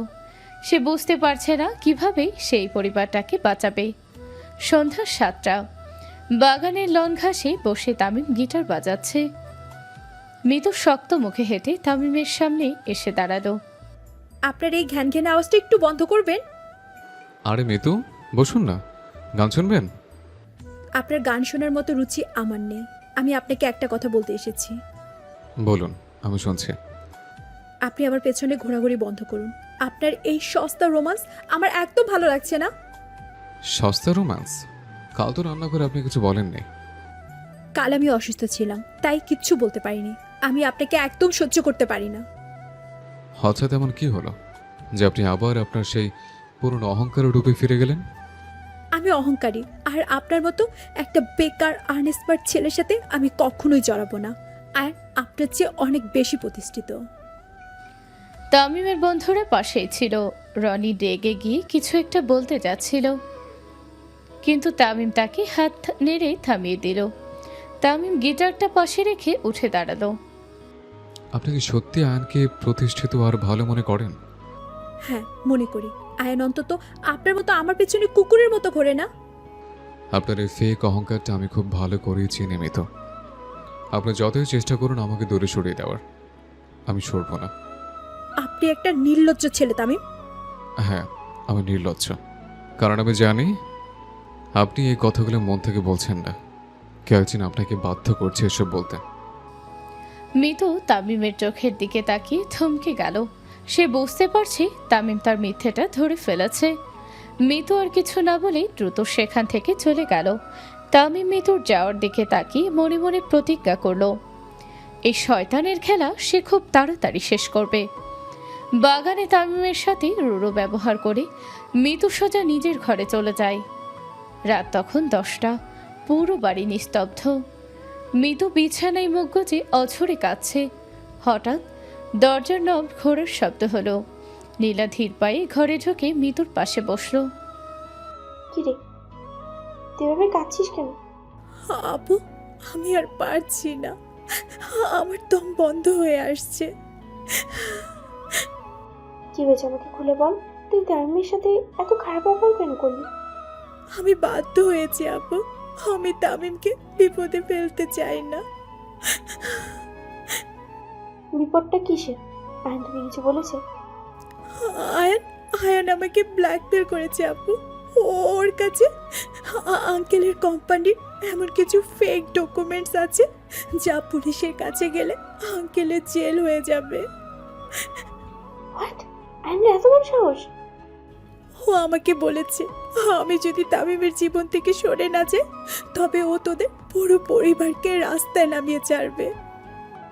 আর তুই সেই ভয়ে তামিমের সাথে এতগুলো মিথ্যে কথা বললি? আমি কি করব আপু? আমি তোদের এই সাজানো সংসারটা ভাঙতে দিতে পারি না। তুই কাঁদিস না মিতু, আয়ন এত সহজে আমাদের কিছু করতে পারবে না। দরজার একটু আড়ালে দাঁড়িয়ে তামিম পুরো কথাটাই শুনছিল। মিতুর এই ত্যাগের কথা শুনে তামিমের বুকে একটা গভীর প্রশান্তি আর ভালোবাসার জন্ম হলো। তামিম নীরবে সেখান থেকে সরে গেল। পরের দিন সকাল 10টা, ধানমন্ডি 27 নম্বরের একটা পুরনো ক্যাফেতে তামিম, শফিক, রনি আর ফয়সাল বসে আছে। ভাইয়া, আয়ন মিতুকে ব্ল্যাকমেল করেছে বাবুর কোম্পানির ফেক ডকুমেন্টস দিয়ে। আমি জানতাম ও এমন একটা নোংরা খেলাই খেলবে, কিন্তু ওর ডকুমেন্টসগুলো আসলে ভুয়া। ভুয়া হলে তো কোনো সমস্যা নেই। সমস্যা আছে তামিম, আইন তো আর সাথে সাথে বুঝবে না। পুলিশ ইনভেস্টিগেশনে গেলে বাবার অনেক সম্মানহানি হবে। তাহলে এখন আমরা কি করব? আয়ন তো আজ রাতে মিতুকে আংটি পরানোর প্ল্যান করেছে। আংটি পরানো মানে? ওই শয়তানটা মিঠুকে বিয়ে করতে চায়? ও বিয়ে করতে চায় না, ও শুধু বাবুর উপর চাপ সৃষ্টি করে সম্পত্তিটা হাতিয়ে নিতে চায়। মিতু ওর কাছে একটা ঘুঁটি মাত্র। তামিম, তুই কি বাবার লয়ারের সাথে কথা বলেছিস? হ্যাঁ ভাইয়া, বাবার মিতুর বাবার সাথেও আমার ভিডিও কলে কথা হয়েছে। ওনাদের একটা মাস্টার প্ল্যান আছে। মাস্টার প্ল্যান কি? আমাদের কিছু বলবি না? তোদের কাজ হলো আজ রাতে আয়নের ফাইলের উপর নজর রাখা, বাকিটা আমি আর বাবা বুঝবো। বেলা 1টার দিকে ড্রয়িং রুমে মিতু চুপচাপ বসে আছে। নীলা একটা শপিং ব্যাগ হাতে নিয়ে নিচে নামলো। মিতু, তুই এক্ষুনি তামিমের সাথে একটু শপিং মলে যা তো। আমি কোথাও যাব না আপু, আমার ভালো লাগছে না। ভালো না লাগলেও যেতে হবে। আজ রাতে বাড়িতে ছোট্ট একটা অনুষ্ঠান আছে, তোর জন্য একটা শাড়ি কেনা দরকার। অনুষ্ঠান মানে? কিসের অনুষ্ঠান? সে তুই রাতেই দেখতে পাবি। এখন তামিম বাইরে গাড়িতে ওয়েট করছে, তুই যা। মিতু বাধ্য হয়ে একটা সাধারণ সালোয়ার কামিজ পরে বাহিরে বেরিয়ে গাড়িতে গিয়ে বসলো। তামিম নীরবে গাড়ি চালাতে শুরু করলো। আপনি গাড়ি ওইদিকে নিয়ে কেন যাচ্ছেন? শপিং মল তো অন্য রাস্তায়। আমরা শপিং মলে যাচ্ছি না মিতু। যাচ্ছি না মানে? তাহলে কোথায় নিয়ে যাচ্ছেন আমাকে? একটু পরেই দেখতে পাবেন। গাড়িটা একটা নিরিবিলি রাস্তায় এসে একটা কাজী অফিসের সামনে থামলো। কাজী অফিসের বাইরে রনি, ফয়সাল, তুলি আর যারা আগে থেকে দাঁড়িয়ে আছে। কাজী অফিস? আমরা এখানে কি করছি তামিম? গাড়ি থেকে নামুন মিতু, আমি সব বলছি। মিতু কাঁপতে কাঁপতে গাড়ি থেকে নামলো, তার চোখে রাজ্যের বিস্ময়। আমি সব জানি মিতু, আয়ন আপনাকে কিভাবে ব্ল্যাকমেল করেছে আমি সব শুনেছি। আপনি আপনি জানেন? হ্যাঁ জানি, আর আমি আপনাকে একে লড়াইটা লড়তে দেব না। আপনি বুঝতে পারছেন না তামিম, আয়ান আপনাদের সব শেষ করে দিবে। আয়ন আমার কিচ্ছু করতে পারবে না, কিন্তু আমি ওকে আপনার ত্রিসীমানে আর ঘেঁষতে দেব না। কিভাবে আটকাবেন ওকে? ওর কাছে তো প্রমাণ আছে। আমি আপনাকে আইনিভাবে ওর কাছ থেকে দূরে নিয়ে যাব। মিতু, আপনি কি আমাকে বিশ্বাস করেন? আমি আপনাকে বিশ্বাস করি তামিম, কিন্তু আমি আপনার পরিবারের ক্ষতি হতে দিতে পারি না। আমাদের পরিবারের কিচ্ছু হবে না, আপনি শুধু একবার হ্যাঁ বলুন। মিতু আর নিজেকে আটকে রাখতে পারল না, সে হাওমাওয়া করে কেঁদে তামিমকে জড়িয়ে ধরল। আমি তো খুব ভয় পেয়েছিলাম তামিম। আর ভয় নেই, এবারে মহারানীকে আমি সারা জীবনের জন্য আমার পিচ্চি বউ বানিয়ে দেব। বন্ধুদের সাক্ষী রেখে খুব সাধারণ কিন্তু গভীর আবেগের মধ্যে দিয়ে কাজী অফিসে তামিম আর মিতুর বিয়ে সম্পন্ন হলো। মিতুর মুখে অনেকদিন পর একটা স্বস্তির হাসি ফুটল। বিকেল 4টের দিকে তামিম আর মিতু বাড়িতে ফিরে দেখে ড্রয়িং রুমে এক থমথমে পরিবেশ। তামিমের বাবা মা সোফায় বসে আছেন আর তাদের সামনে আয়ান বসে আছে খুব গম্ভীর মুখে। চাচা যান, আমি মিতুকে অনেক আগে থেকেই চিনি, আমি ওকে বিয়ে করতে চাই। কি বলছিস তুই আয়ান? মিতু তো অনেক ছোট। ছোট কোথায় চাচি আম্মা, ও তো ভার্সিটিতে পড়ে, আর আমি আজ রাতেই ওকে আংটি পরাতে চাই। কিন্তু মিতুর মা বাবা তো দেশে নেই, ওদের না জানিয়ে এটা কিভাবে সম্ভব? সেটা আমি ম্যানেজ করে নিব। মিতু নিশ্চয় আমাকে ফিরাবে না, তাই না মিতু? মিতু মাথা নিচু করে চুপচাপ দাঁড়িয়ে রইল। তামিম আর চোখে আয়নের দিকে তাকিয়ে একটা তাচ্ছিল্যের হাসি হাসল, কিন্তু মুখে কিছু বলল না। রাত 8টায় তামিমদের বাড়ির বাগানে বেশ সুন্দর একটা আয়োজন করা হয়েছে। পড়ার সেই ঘটক ফিরোজ আন্টিও আবার হাজির হয়েছেন। আয়ন একটা দামি স্যুট পরে স্টেজের কাছে দাঁড়িয়ে আছে, তার হাতে একটা লেদার ফাইল। রনি আর তুলি ওয়েটারের বেশ ধরে আয়নের পেছন পেছন ঘুরছে। রনি ভাই, ওই ফাইলটার ভেতরে সব ফেক ডকুমেন্ট আছে, ওটা সরাতে হবে। আমি সরাবো কিভাবে?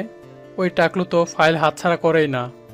আপনি একটু বুদ্ধি খাটান, যান ওর গায়ে একটু জুস ফেলে দিন। আইডিয়া খারাপ না, মেয়েদের মাথায় মাঝে মাঝে ভালো বুদ্ধি আসে। বেশি বকবেন না, জলদি যান। রনি একটা ট্রেতে করে অরেঞ্জ জুস নিয়ে ইচ্ছে করে আয়নের স্যুটের উপর ফেলে দিল। হোয়াট দ্য হেল, তুই দেখতে পাস নাই ইডিয়েট? সরি স্যার, একদম খেয়াল করিনি। আমি এখন টিস্যু এনে দিচ্ছি। আয়ন রেগে গিয়ে ফাইলটা পাশের একটা টেবিলের ওপর রেখে নিজের স্যুট মুছতে শুরু করলো। চোখের পলকে তুলি ওই ফাইলটা সরিয়ে ঠিক একই রকম দেখতে আরেকটা ফাইল সেখানে রেখে দিল। রাত 9টা বেজে গেছে। আয়ন স্টেজে উঠে মাইক্রোফোন হাতে নিল। সবাইকে ধন্যবাদ আজ এখানে আসার জন্য। আমি আজ মিতুকে আমার জীবনের সঙ্গী হিসেবে গ্রহণ করতে যাচ্ছি। তামিম ধীর পায়ে হেঁটে স্টেজের সামনে এসে দাঁড়ালো। মিতু নীলার পাশে দাঁড়িয়ে আছে। আয়ন ভাইয়া, আপনি মনে হয় একটু তাড়াহুড়ো করছেন। মিতু আপনাকে বিয়ে করবে না। তুই মাঝখানে কথা বলার কে? তামিম, মিতু আমাকে ভালোবাসে। ভালোবাসে নাকি আপনি ওকে ব্ল্যাকমেল করছেন আপনার ওই ফাইলটা দিয়ে? তামিমের কথাই উপস্থিত সবাই চমকে গেল। তামিমের বাবা মাও অবাক হয়ে তাকালেন। আয়নের মুখটা রেগে লাল হয়ে গেল। তুই যখন জেনে গেছিস তাহলে সবার সামনেই বলি, হ্যাঁ আমার কাছে প্রমাণ আছে চাচা যান কিভাবে আমার বাবার সম্পত্তি জালিয়াতি করেছিল। আয়ান, তুই কিন্তু নিজের সীমা ছাড়িয়ে যাচ্ছিস। সীমা তো আপনি ছাড়িয়েছিলেন চাচা যান। আজ যদি মিতু আমাকে আংটি না পরায় তবে এই ফাইলের সব ডকুমেন্টস আমি কাল সকালে পুলিশের কাছে দিব। আয়ান রাগে ফুঁসতে ফুঁসতে টেবিল থেকে ফাইলটা হাতে নিয়ে সবার সামনে খুলল, কিন্তু ফাইল খুলতেই তার চোখ কপালে উঠে গেল। এটা কি? এইসব কি? ফাইলের ভেতরে কোনো আইনি কাগজপত্র নেই, সেখানে রাখা আছে একটা রঙিন টম অ্যান্ড জেরির কমিক্স বই।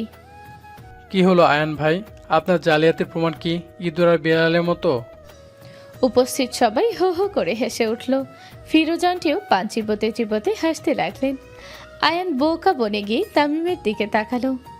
তুই আমার ফাইল চুরি করেছিস, তাতে কি অরিজিনাল কপি আমার ইমেইলে আছে? তো ইমেইলে কিছু নেই আয়ান, তোর কোনো অরিজিনাল কপিও নেই। তামিমের বাবা খুব শান্ত পায়ে স্টেজে উঠে এলেন, তার চোখে একটা বিজয়ী হাসি। তুই ভেবেছিলি আমি বোকা? তুই 5 বছর আগে যা করেছিলি আমি সব জানতাম। তুই বিদেশে বসে যে কোম্পানিতে শেয়ার কিনেছিলি, জানিস ওটা কার কোম্পানি? কার কোম্পানি মানে? ওটা তো একটা ফরেন ইনভেস্টমেন্ট ফার্ম। ওটা মিতুর বাবার কোম্পানি আয়ান। আমরা দুজন মিলে তোর সব শেয়ার কিনে নিয়েছি। তুই এখন পুরোপুরি দেউলিয়া, তোর ব্যাংক ব্যালেন্স এখন 0।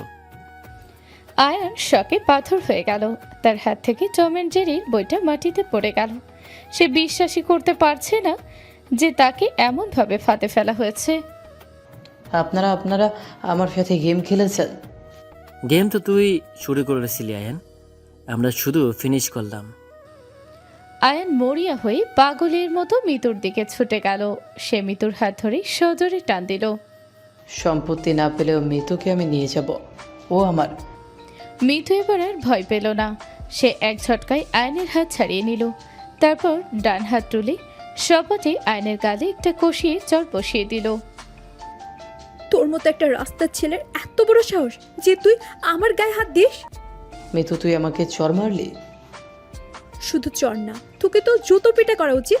তুই ভেবেছিস আমি তোর ভয়ে গুটিয়ে থাকবো? হ্যাঁ, তুই আমার সাথে না গেলে তামিমের পরিবারকে আমি ছাড়বো না।